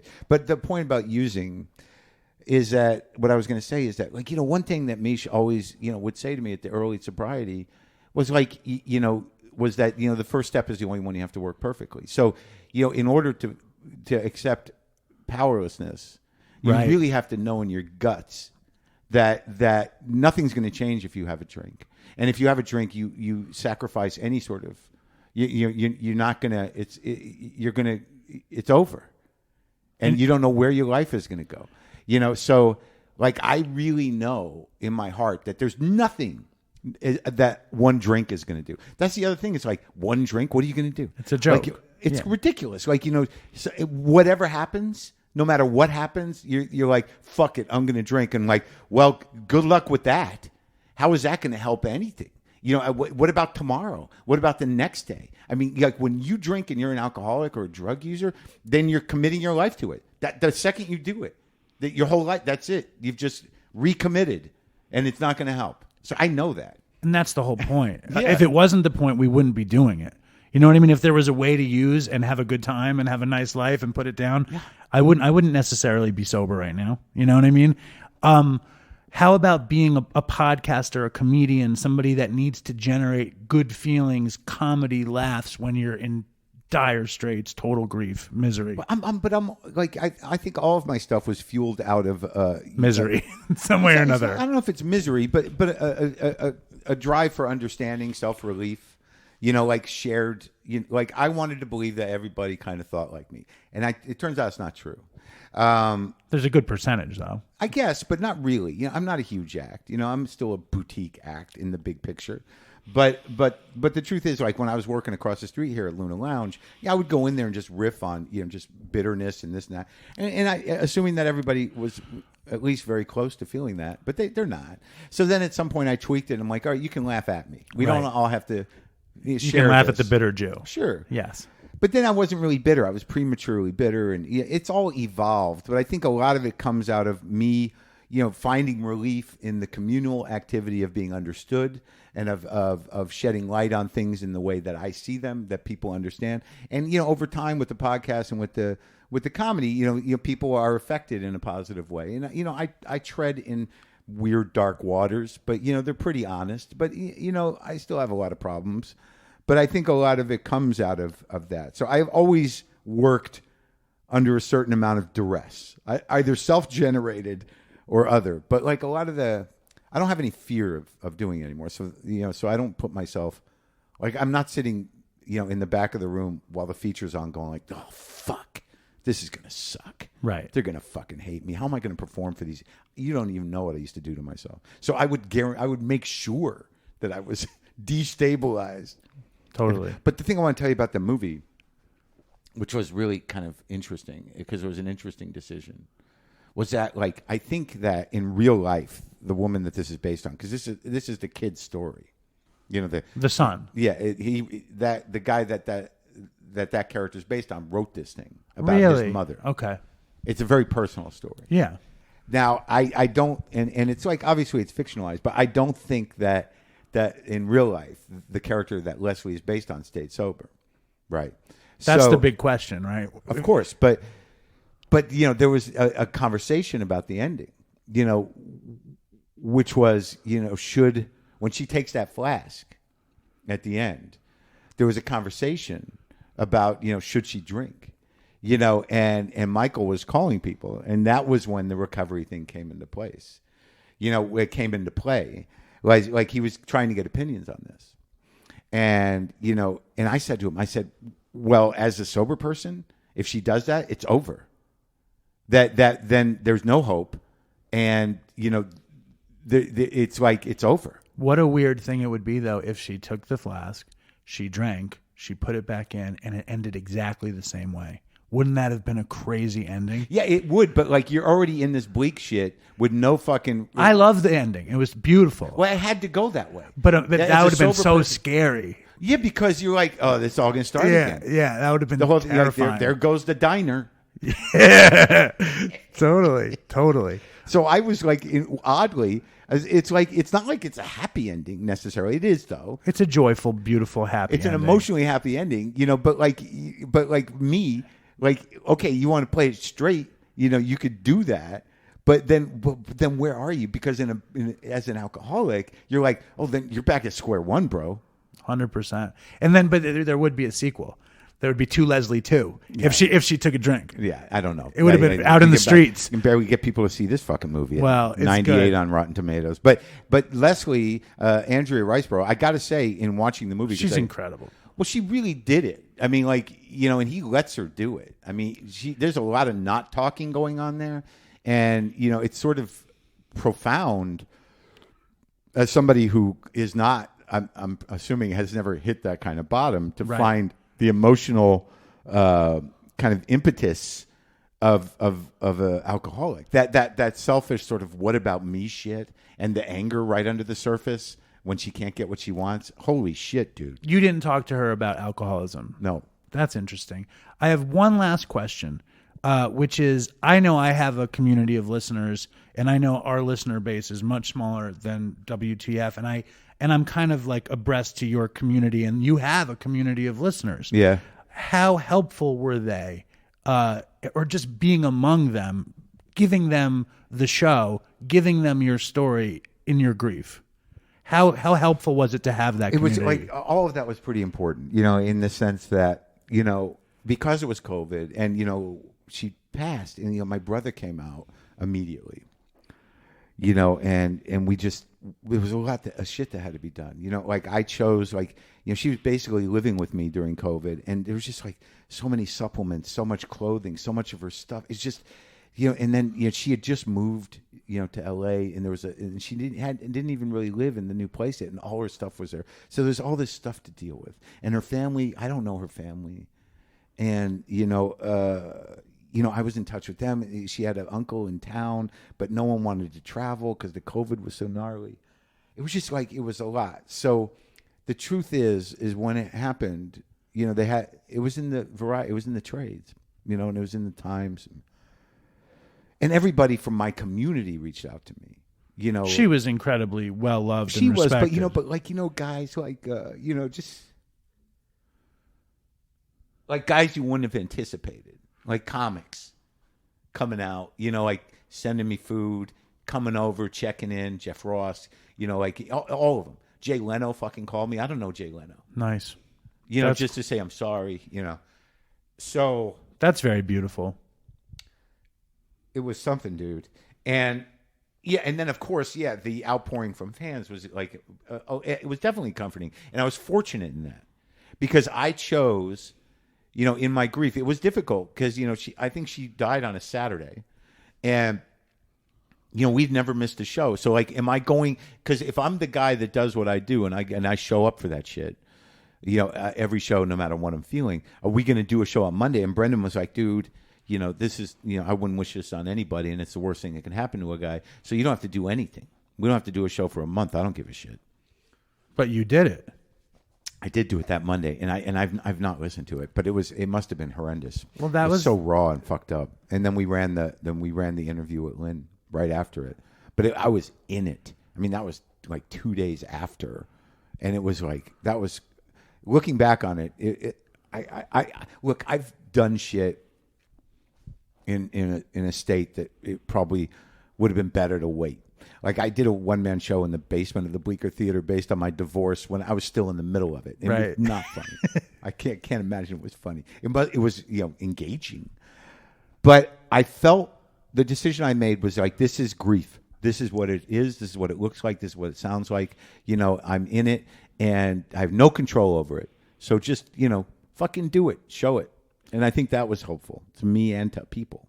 Well, when Chris died, we did the show 2 days later with the woman that found his body, and it was horrible. Everybody crying? I don't think neither of us were crying. We were What's like, the matter with you? Are you dead inside? Yeah, so two sociopaths. No, I think we were just sick. You know what I mean? Sick, numb with grief. But I think you also had told me when we met, you put up the show every week.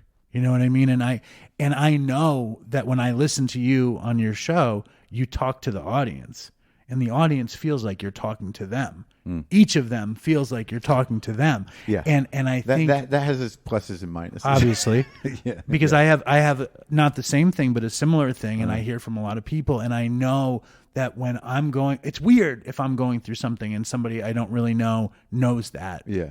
But I know there's also something comforting about it, especially when it's something as catastrophic as Lynn dying. I was fortunate, that there was, but I also have to see it as reciprocity. Like I'm fortunate in that, like, yeah, sure, not everybody gets hundreds and hundreds of emails, when a tragedy happens to them, to feel supported.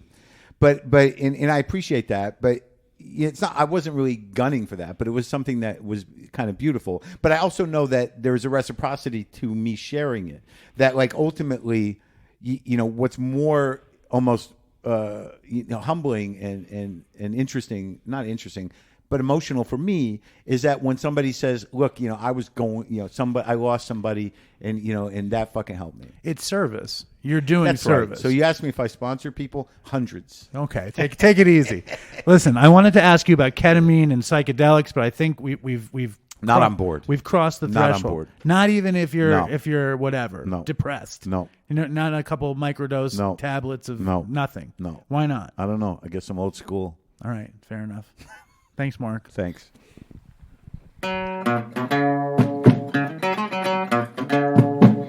So there you go. Marc Maron back on Dopey, where he belongs. Such a joy to record with a podcaster like Maron. And he's a good guy, you know what I mean? Like he acts like he's a dick, but he's not really a dick. He's very, very giving. He's been very generous to us.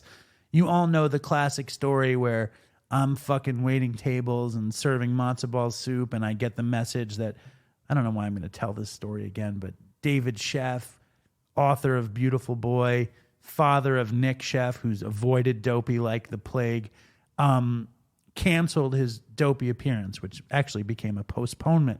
I thought Dopey was going to be over. Chris had recently died. I didn't know what I was doing. I went out to the corner, and who came walking up the block? Marc Maron. And the rest is Dopey history. And after we recorded the show today, I went downstairs. He wanted me to get him a green and yellow Katz's t-shirt.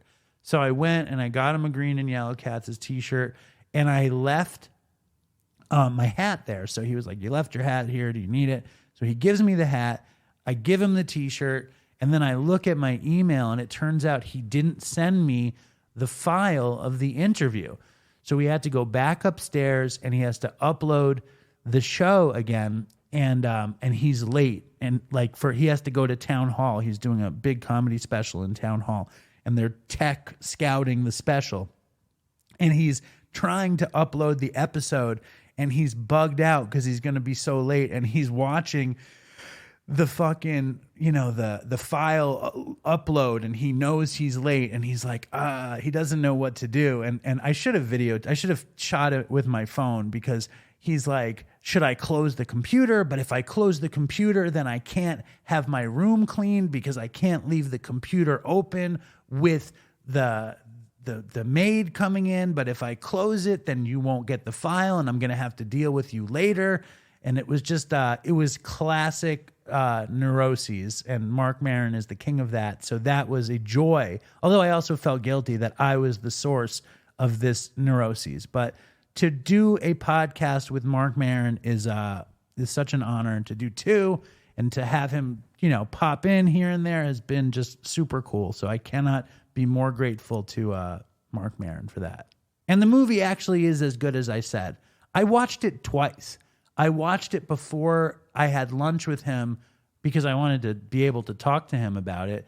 And then when he said he wanted to come on the show, I watched it with Linda and we loved it. So if you're looking for a movie, with a lot of heart and a lot of addiction and a bit of recovery, not too much recovery, just a little bit, check out To Leslie. It's on Apple, it's on Amazon, and it's in certain artistic theaters around the country. Now, I want my dad to come on and talk about Dopeycon a bit.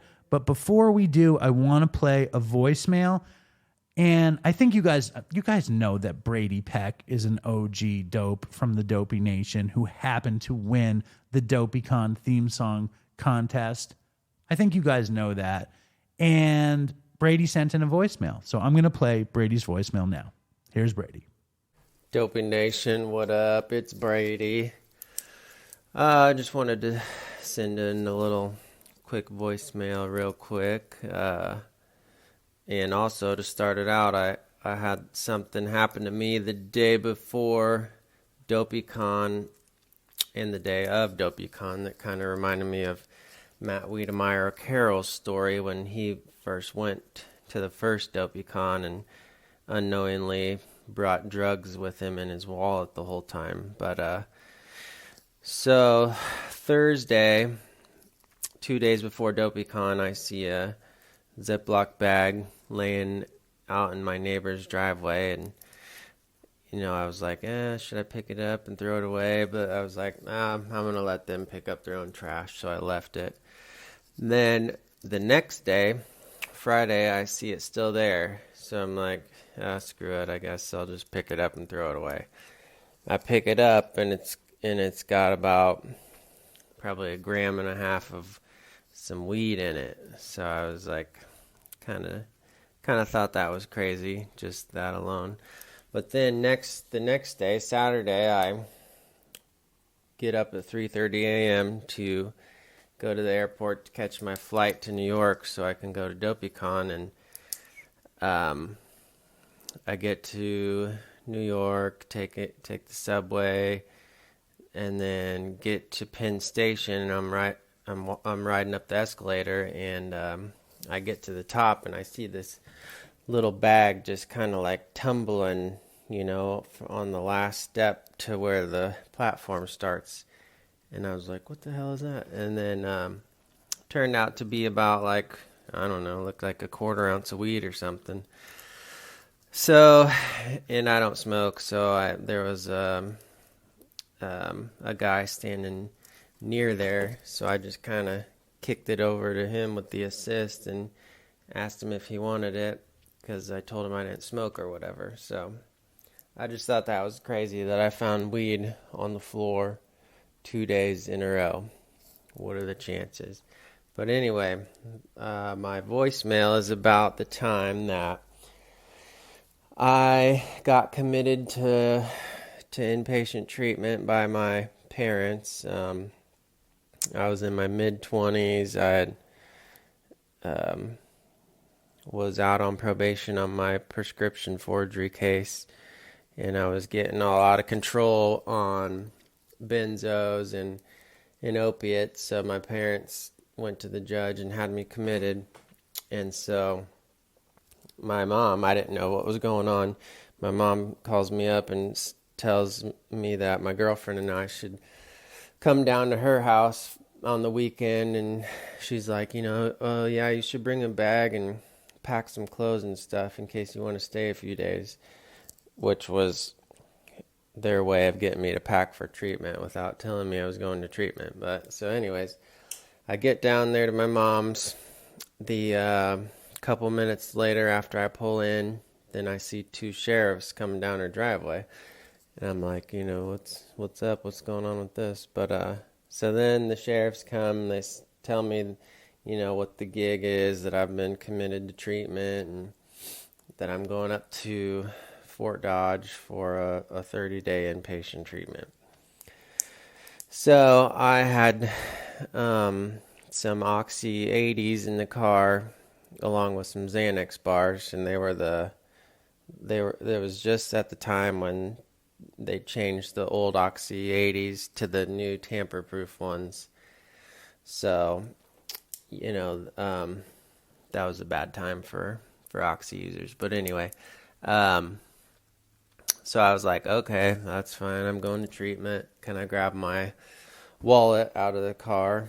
And the cops were cool. They're like, yeah, grab it. So I reach into the car, grab 3 of the Oxy 80s and like 8 or 10 Xanax bars. I can't remember what. And I had already taken some on the way. So I popped 3 of the Oxy 80s, popped the 8 or 10 Xanax bars. They didn't see me do it somehow or whatever. So then they take me in the cop car, and it's about an hour ride to the treatment. And as I'm getting closer and closer to the treatment, I'm starting to nod out more and more, and the cops can tell I'm getting like really messed up. But they get me to the treatment.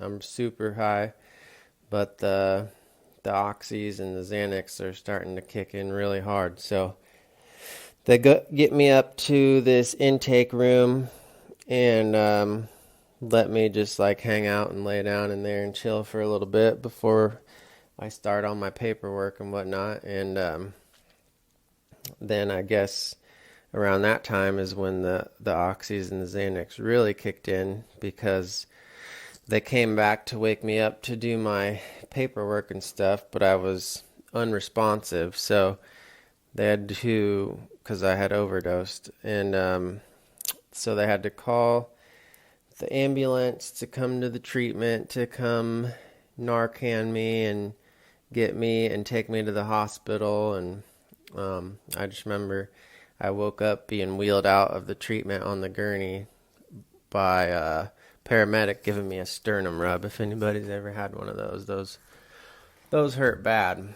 But so then, yeah, they took me to the hospital for like 3 days.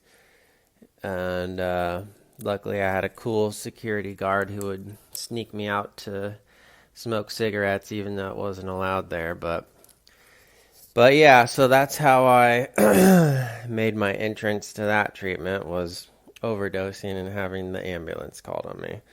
So people gave me shit for that the whole time I was there. But anyways, that's that story. I've got a couple more I'll send in sometime as well. Stay strong, Dopey Nation, and toodles for Chris. So that was Brady. I love the fact that he found 2 bags of weed in 2 days and didn't smoke them. And now we've brought my father back to the show. So welcome back to the show. Hi, everybody. Hello. My dad is still high on Dopeycon. Very, very much so. Yeah, it was fantastic. Do you tell everybody? Oh, yeah. No, yes, I did. I haven't been talking to so many people recently. Well, everyone you've spoken to, have you told them about Dopeycon? Yes. And I feel really good about it. Yeah, my dad is still high on Dopeycon. Even though David made me run around like a nut, boy, he leaves everything to the last minute. It's amazing. What do you mean? Who had to get T-shirts the day before and Costco stuff for snacks and water, and who had to do that? Well, I had to do it, and you did it for me. Yes. Which I appreciate. So that was good. You did. You picked up the T-shirts from Phil in Brooklyn, and really high-quality T-shirts. So what's your big takeaway for this show? Well, I mean, it was so enjoyable for me. Like I was, I stood near the opening, when people were walking in. I was the only one who was dressed like with a sports jacket and a tie. Why did you dress up for Dopeycon like that? I thought it was so important that I should be dressed so I would look good, in terms of being. You did look being good. The old guy. You heard what Joe Schrank said about you. You looked like the guy at rehab who's annoyed. What did he say? Something about that. Who was upset about paying for rehab? Exactly. which you were several times. Right, but wait a minute. At that moment, I got this huge applause from the Dopey people, and you said something like, "What are you applauding for?" I was a heroin addict for 13 years. Was he Father of the Year? And then I turned around and looked at Jimmy and Devin, David's best friends, and they looked at me saying, they gave me this look like, yes, he's still blaming you. Well, listen, I stand by that. Listen, you did go to Costco. You did go to get the T-shirts. Absolutely. But with Jenny, by the way. But I was a heroin addict for, at least 13 years. So how could you possibly be the Father of the Year? I think I'm going to let go of this shtick soon, but I still feel pretty good about it. What was your what was the worst thing at Dopeycon? Let's start with that. The worst thing? Yeah, at the beginning, I didn't hear Brady's song. That was a big mistake. Yeah. I'll tell you, I had this vision that it would, and not that you know what this means, but that it would be like the MTV Video Music Awards, and they would start the MTV Video Music Awards with like an artist without introducing them, and it would go, and that was part of like our production issues.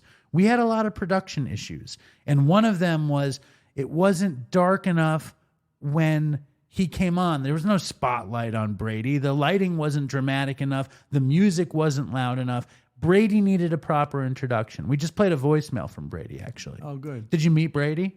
I guess I did. I don't even know. It was a blur, huh? There was so many people. It was wonderful. I mean, I had my picture taken with people, and it was fat. It made me feel good. You want to hear something ridiculously fucked up? Uh-oh, what? The audio crew who recorded it fucked it up. They messed the whole thing up. And I found out that they got high in the middle of Dopeycon.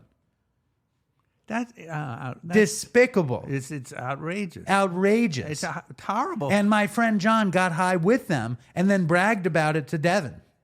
John Witherow? The same. Unbelievable. What do you call it? So... but these guys were supposed to be professional. And yes, indeed. Is there any way of fixing? Howie fixed it.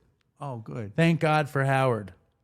Howard Beach Bucksbound. Howard is terrific. Yes, it's amazing. Hooray for Howie. Hooray for Howie. So, did they mess up the video also part? Howie messed up the video, I'm sure. No. I'm sure if anything's wrong with the video, it's definitely Howie's fault. Well, Howie did not get high in the middle of it. When is the video coming out? I don't know. You got to ask Howie. Soon. More will be revealed, as they say. Oh. So what are your other takeaways from Dopeycon? What do you want to share with the Dopey Nation about this experience? You were pulling the same nonsense. Dad, how about reading the email? I don't have any emails. It's a review. It's not an email. Well, whatever the heck Listen, it is. I'm going to say two things at the same time. Yes. First of all... How could you say two things at the same time? It's not easy. The first thing, Dad, is that you have to admit it was a good premise. The idea... Explain to the folks out there what you're talking about. They heard... If you didn't hear the show last week, we played Dopeycon. And the grand finale of Dopeycon, my vision was going to be to... there's a review that I... Dad, you want to read the review just so they know what... Don't start. Just so that they know what I'm talking about. Maybe you should read the review. Don't just start. so... I was trying to basically... there's a review that a woman wrote in that was a 1-star review, you know, it's saying that our show is for privileged white people and calling my dad wealthy, which somehow is the worst thing that you can call him. Yeah. He takes that very, very badly. He hates the 1-star review, but he hates being called wealthy worse than anything. Who knows why? He has an opulent lake house. He lives on the 21st floor of a building. You know, he has it pretty good. He wears a nice sport coat to Dopeycon. Anyway, enough. Premise was I would get an actor to play New York City Sarah, and my dad would be so excited that she wanted to make peace that he would be willing to make peace with her. So here's my side of hold the on, story. no, but Not you have yet. to admit it's a good premise. It was a good premise. It's a funny bit. All right, so I'm sitting on the stage, and of course he says, read the review, and I said I don't have any review, so he hands me this piece of paper. Is that when you knew it was fake? Of course I knew. I mean, I knew the whole thing was you. But how did you know it was fake? Because you were trying to get me to read it again in front of all these people, and I knew that if I didn't read it, I would mess up your whole routine. But no, that was the backup psychology. Yeah, yes. But the front psychology was that I figured if you saw New York City Sarah was there, like what if it was actually her? There's no way. I know that wasn't her. You were right. My dad didn't believe it. And my dad, you did a really good job. Yeah. Everyone thought you believed it. I told everybody at the end that I didn't, by the way. Listen, you pulled it off. You did a great job. I have to compliment you. Thank goodness. But if it actually was New York City Sarah, wouldn't you feel compelled to read the review? Oh, sure. So maybe next year at Dopeycon, New York City Sarah will actually be there. Look, she wrote a 1-star review 4 years ago. She's not going to be there. Do you want to hear something really strange? That when you look at their reviews, which you used to look at all the time, I still do. if you look at the reviews, okay, and you go to most critical reviews, okay, it doesn't come up as 4 years ago. It comes up as June 26, 2022. Because you put it up. I didn't. That was your second chance of tricking me. I didn't put it up. Oh. I did not put it So up. can someone else do that besides her? I don't know. So what I'm saying is, New York City Sarah, if you're out there, write another review, write an email, maybe come to Dopeycon next year. I mean, Listen, I agreed with most of what she said, except the part where she's saying how wealthy I am with this. There's not a penthouse. I'm on the top floor. It's hot in the summer. I mean, the opulent lake house is falling apart. she didn't mention the. Do you want to read the review just so you remember what it is? I'm not reading that. Do you want to read? What else do you have to say about I Dopeycon? can't read it. I don't see any. What else do you have to say about Dopeycon? Oh, no, it was terrific. It really was terrific. What was your favorite thing about it? Oh, well, I got another thing that you messed up. Yes. The ending. What ending? You do the thing with me. Oh, you know what? I'll tell you, to be totally truthful, to be transparent with you and the Dopey Nation, it was just too long. And I needed the show to be But done. you have to have the song. We did the song. Only because I screamed and yelled. I was going to do it. I didn't have a smooth transition into the Dopey song. Nation, he wasn't exactly smooth. But it was a decent version of the song. Yeah, it was good. It didn't feel good at the time, but I heard the version thanks to Edward. Edward gave me the version. You know, the sound guys didn't even have the mic on my guitar on. So the version I played on the last song was Edward from the Dopey Nation's version. That he actually could record on his phone. He heard it so well. Yeah, because you hear him singing during it. It's very sweet. Yeah. And also, a lot of people in the Dopey Nation have been concerned about me lately because of my Twitter activity. But I have to tell everybody I'm fine. I'm not good at Twitter. What's the problem? I've just been tweeting stupid stuff. Listen, I got rid of it. Twitter? Yeah. Why? Because it was showing me horrible stuff from Japan or somewhere. What did it show you? Oh, it was, like, I don't know, porn, I guess. And I just, Japanese pornography on your Twitter? It was ridiculous. I couldn't get rid of it. I mean, finally, I just said, I'm not listening to any of this stuff. So you're done with Twitter? Done with it. Now, I never did anything with it anyway. I never twitted, whatever you tweeted. So there is so there is nothing. No, you can't think of one specific highlight from Dopeycon except for the fact that you didn't fall for the bit, but you read the review. No, which means you kind of fell for it. No, I did not. Either way, you read the review, and maybe next year New York City Sarah will actually be there. No, I felt Oh, the guy, there was a guy walking around, like making a documentary or something, and he interviewed me. Yes. So he said, "Are you proud of your son?" Nice. And I said, I am incredibly proud of my son. And I went on and on saying that. And then of course, I said, he's a pain in the neck. Right. You want to hear something crazy?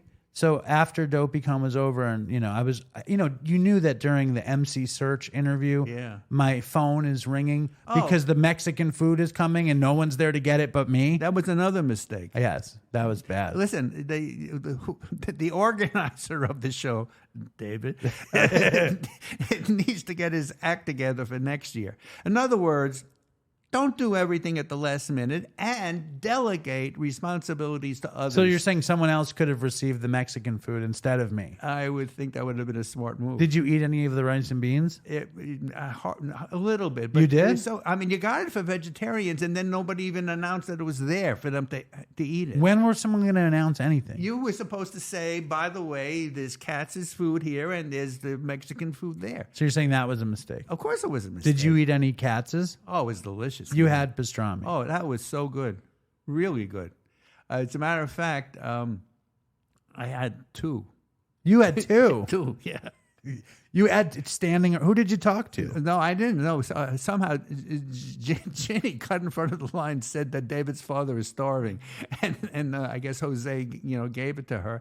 And then, like an hour later, when everybody was finished, I walked up and said, "Can I have another, sandwich?" And he said, "You already got one already." That's so good. So I said, "Yeah, but I'm still hungry." Funniest thing was that there was a company that donated these plant-based energy drinks, and you were obsessed with these fucking drinks all night. Well, I'm on stage. You're like, "David, help me take the drinks out of the fridge were and put not them on on the stage. table." You were not on Whenever stage. I was doing anything, you're like, "Come here, help me with the energy drinks." And then at the end of the show, you were like, "Maybe I'll take some home." Oh, listen. What did you take home from there?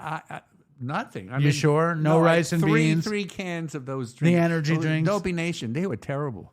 By the way, but I had to lug them all the way over to the church in my car. I had to carry them downstairs, and then he forgets to serve them. Now the poor home. He who? You. We served them. No, you did not. Didn't we serve them? No. None of them got served? None, except the ones I handed out to people. We should have delegated that.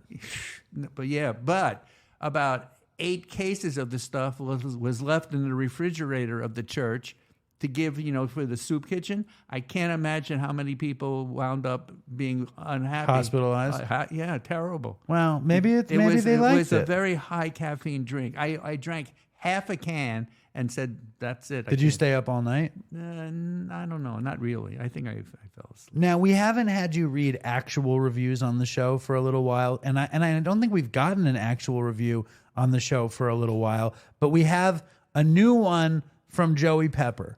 And Joey Pepper felt very bad about all of his shenanigans over the years, so he left this new review for you to read, Dad. And I think he even mentions you in the review, which I know you like. Just come here. Just get up and come over here.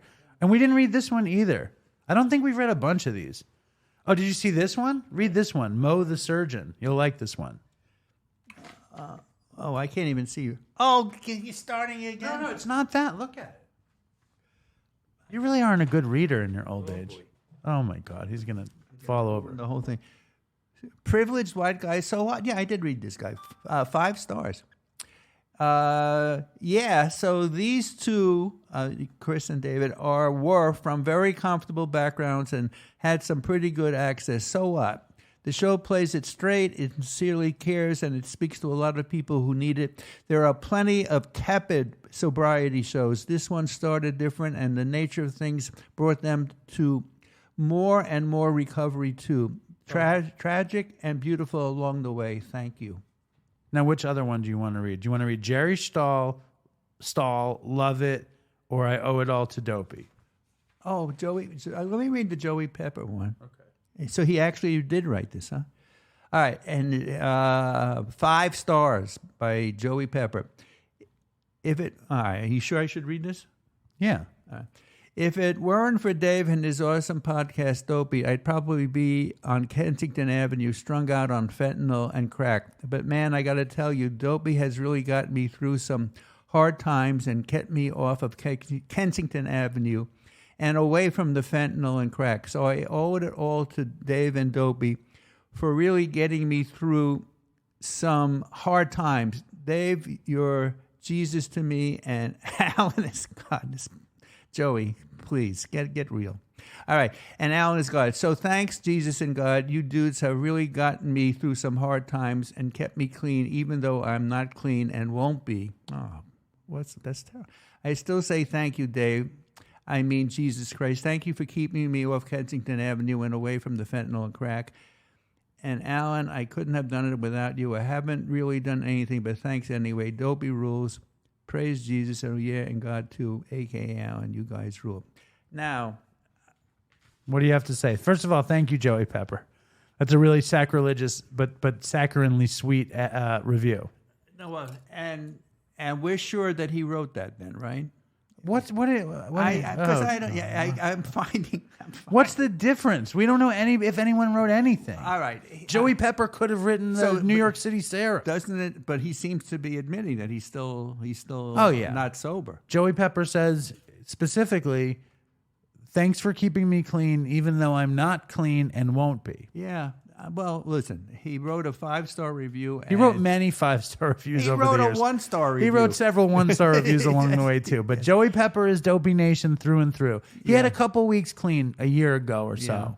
Yeah. Listen, what are you going to do? I wish him the best. We wish him the best. Yeah. And then B. Birdell writes, Jerry Stahl, 5 stars. I finished 999 last week and unfortunately had to miss Jerry's reading here in Los Angeles, so it was doubly great to hear him on Dopey. I love him and Dopey. And did you like Jerry Stahl on the show? Yeah, he was very good, yeah. Do you have any criticisms about, you haven't criticized the show in months, so give us a criticism. I hate to admit this, but I don't have any criticism. None. Well, I haven't thought about Zero. Not too many and all that. No. You even stopped asking people, do you want to hear this? You just play the thing, and that would be the way to do it. Do you want to hear a voicemail before we go? No, I don't want to hear it. You don't want to hear it? Let's talk about fantasy basketball. Oh, Jesus Christ. This is important. Yes. No, listen, you have to join the league. All right, Dopey Nation. My dad, I think he's only obsessed with one thing, which is fantasy basketball. Fantasy basketball starts with the basketball season, which is next week. Yeah. My dad, how many simulated drafts have you done in the past 40 days? About 25. 25? How long does it take? Not 40 days. In the last 3 weeks. And you've done 25 Maybe simulations. More. What does that mean? It's practice. What are you getting into the routine? And my dad, you have to react quick. My dad grew up with a man named Seymour Blank. Yes. And my dear friend Seymour. My dad desperately wants. And Seymour has 2 sons. Right, David and Daryl. David and Daryl Blank. And so my dad desperately... We need to beat the blanks. My dad wants to beat the blanks. And I don't think we're capable of beating the blanks. Maybe not, but we have to try. This fantasy basketball, for me, is just another thing I'm going to forget to do, like Good Morning Dopey. It looks to me like another version of Good Morning Dopey. It is much better than Good Morning Dopey. As a matter of fact, even if you missed the draft, the auto draft would draft better than I would. No, you just send Seymour the thing and get into it. It's fun. It's a lot of fun. For who? For you. For you. And he also, the other thing about my dad is if I'm winning, he's not nice to me. And if I'm losing, he gloats. And then he asks me to trade him my good players for his bad players. It's horrible. There's nothing good about fantasy basketball. It's fun. It's the only good thing that could come from it. You watch the Knicks play. No, I watch the Knicks play either way. Right. The only good thing that could come from it is if I actually won and I could gloat. But I'm not going to win. I'm going to lose because I can't keep up with it. You need to have confidence. All right, listen. By Dopey the way, Nation. It's a matter of luck sometimes too. I don't want to talk about this anymore. Okay. Now, before we go, I want to ask your opinion. Do you guys think I should play fantasy basketball in this horrible league? This horrible league. You have to do it by Sunday. Sunday's the draft. Sunday's the draft. 9:00 in the morning Sunday. You got to do it. Sunday. Yeah. So send in an email. Let me know if you think I should do the fantasy basketball. I'm regretting mentioning that the sound crew got high in the show, but I think it's worth mentioning on a show about drugs. That's terrible. Terrible. God, terrible. I heard you and Ginny were taking acid downstairs in the middle of it also. Stop already, please. Anyway, what was I going to say? And leave a review, and my dad will read it on the show. And you're going to suspect they're not real. No. If Joey Pepper, please get better, but thank you for the great review. What didn't sound real about Joey? He I don't know. He said that's because he's high. Calling Jesus. Oh, that's right. Yeah, he's high. He admits he's high. He says the same thing 5 times. Exactly. Yeah, I guess that's true. It's him. It adds up. All right, Joey, it's you. But before we end the show, I want to thank Susie Carnes for doing such a good job at playing New York City Sarah. Although her really definitely not being a New Yorker, did that give it away at all? No. She was really terrific. And, you know, when she got on stage, you know, she made this whole speech about apologizing that she sent a 1-star review. And then she said some nice things about me, which, of course, you made a comment saying enough already. That's, you know, too much. But it was very, very sweet of her. And afterwards, she came up to me and said she was a nervous wreck about the whole thing. And she's a big like nightclub singer. Oh, she's terrific. Yeah, really she was terrific. In the new. I was scared you were going to recognize her from the Dopey podcast, the Dopeycon theme song challenge, because she did 2 songs in that. Oh no, I didn't recognize that. No. But before we go, we just got a last second voicemail from English Dope Annika Ellie, a.k.a. Annie Ellie, and she sent in her Dopeycon review, and we're going to play that now. Here she is, Annie Ellie. And she says it's under duress because I was like, give me the review. And she's like, I'm going over to me mate's house now, and maybe I'll record it when I get there. And I'm like, I need it now. And she's like, damn it, Dave, what are you giving me all these problems? And now she says she has duress. But here's Annie Ellie in it. Hey, Dave. Hey, Dopey Nation. So I'm going to do a bit of a review of Dopeycon. I feel like I'm under so much duress, but we won't go into that. But also, I'm doubling up. I've come to see my friend for the first time since I got back from the US, so I feel like once this is done, she won't have to... she'll have heard everything. So, oh my God, I'm covered in cat food. So, I've got some notes here so that I don't miss anything off. So I both attended and have since listened to the Dopeycon, which is good because some of the stuff I don't know if it's I just didn't get it because of the language barrier, which is bizarre because we all speak fucking English. Anyway, so the whole experience, I'm going to start with being collected from the airport by the very amazing downtown Ray Brown, which was such a great touch, and he picked a few of us up and we had a bit of a tour through the back streets of Queens, Jamaica, saw loads of stuff. It was really cool. And then meeting all the dopes in the wild as well at the pizza night on the first night in the hotel. That was just like epic.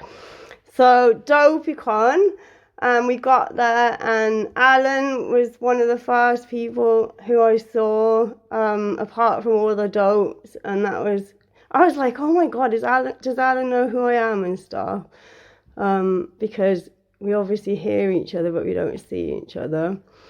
So then if I go into all the acts, oh yeah, and I met Dave and Linda, and that was great as well. All of it, meeting all of you. So yeah, at the beginning, then we had Chloe LeBranch, and she was funny as shit, and she had some fire leggings, and fire legs, actually.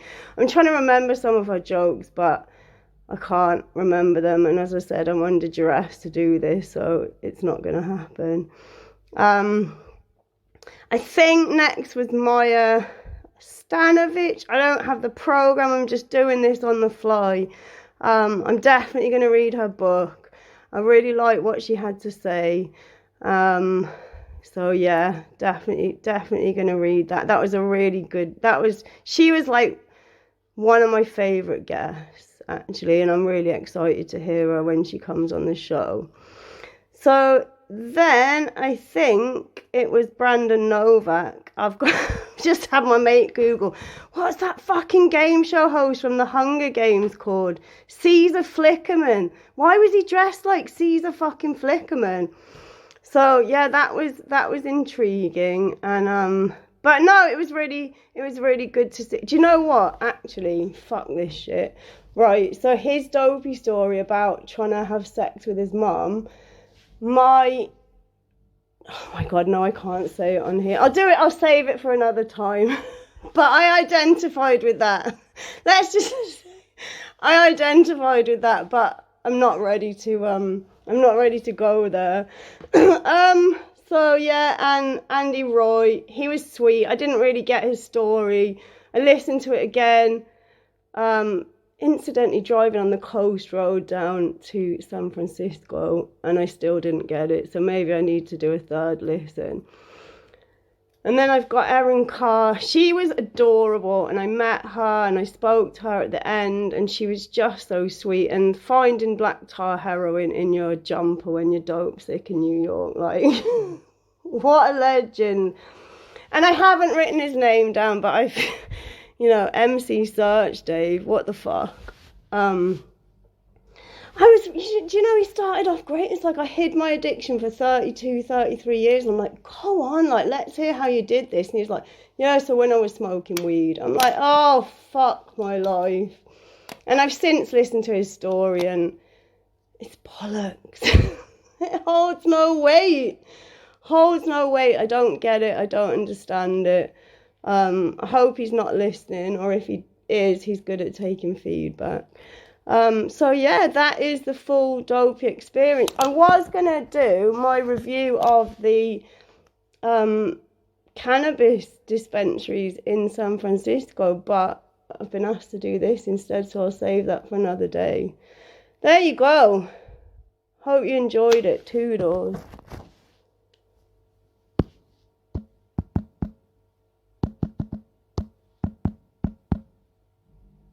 You see how she didn't review your New York City Sarah bit, Dad? Oh. You see that? Well, all right. I don't know. Is that good or bad? I don't know. Maybe it's not memorable. She didn't like MC Search, though. And it's interesting because she didn't understand some of the people's language, and neither did I. Well, we'll leave it there. Thank you, Dad. Thank you. What do you think of Annie Ellie's review in general? Oh, she's terrific. I was very happy to meet Annie. Me too. I wish I had gotten... Annie volunteered to come down before the show and help out, but she just didn't come. Oh, well, yeah. So maybe I should have delegated stuff to Annie. Yeah, maybe she could have done the Mexican food. Yeah, maybe next Dopeycon, Annie can handle getting the Mexican food. But I was so glad that she came, and thank you for your review. And thank you, Dad, and thank you everybody who's contributed, and Marc Maron and Brady and all the rest. And you want to say goodbye? Yeah. Bye-bye, everybody. Toodles for Chris. And stay strong, Dopey Nation, and fucking toodles for Chris. What's up, Dave and Chris? My name's Jake. I'm 25 years old from West Virginia. I just found Dopey about 2 weeks ago, and it's my favorite podcast of all time. Y'all are hilarious, and it's just gotten me through some really hard times, and though I'm not clean myself, it gives me a lot of hope for the future.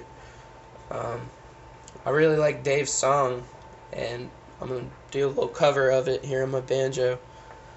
Hope y'all don't mind too much. I wrote a third verse myself. Sorry about the poor quality. It's just on my phone. And sorry about the banjos. Things hard to keep in tune.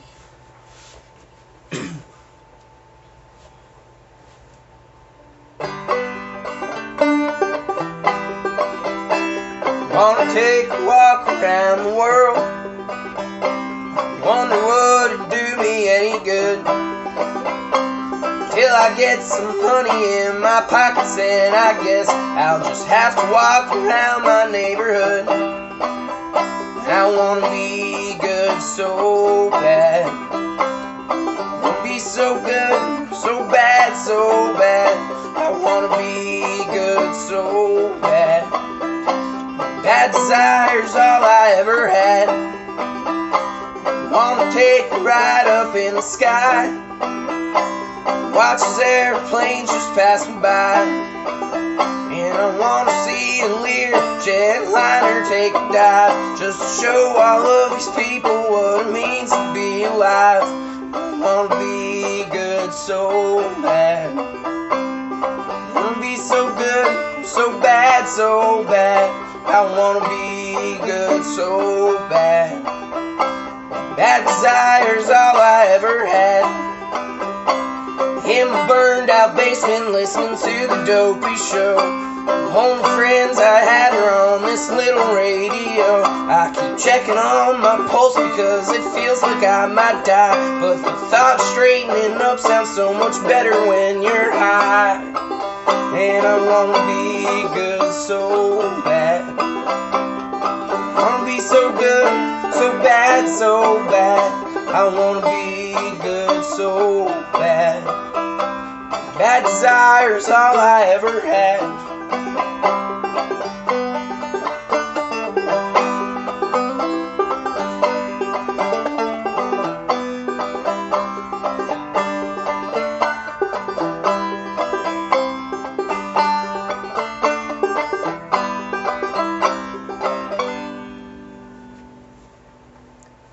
Well, I hope y'all hear this. Makes it through the big inbox of emails. Feel free to play a clip on the show if you want. If not, I know it kind of sucks. Alright, really appreciate it. Thanks, y'all.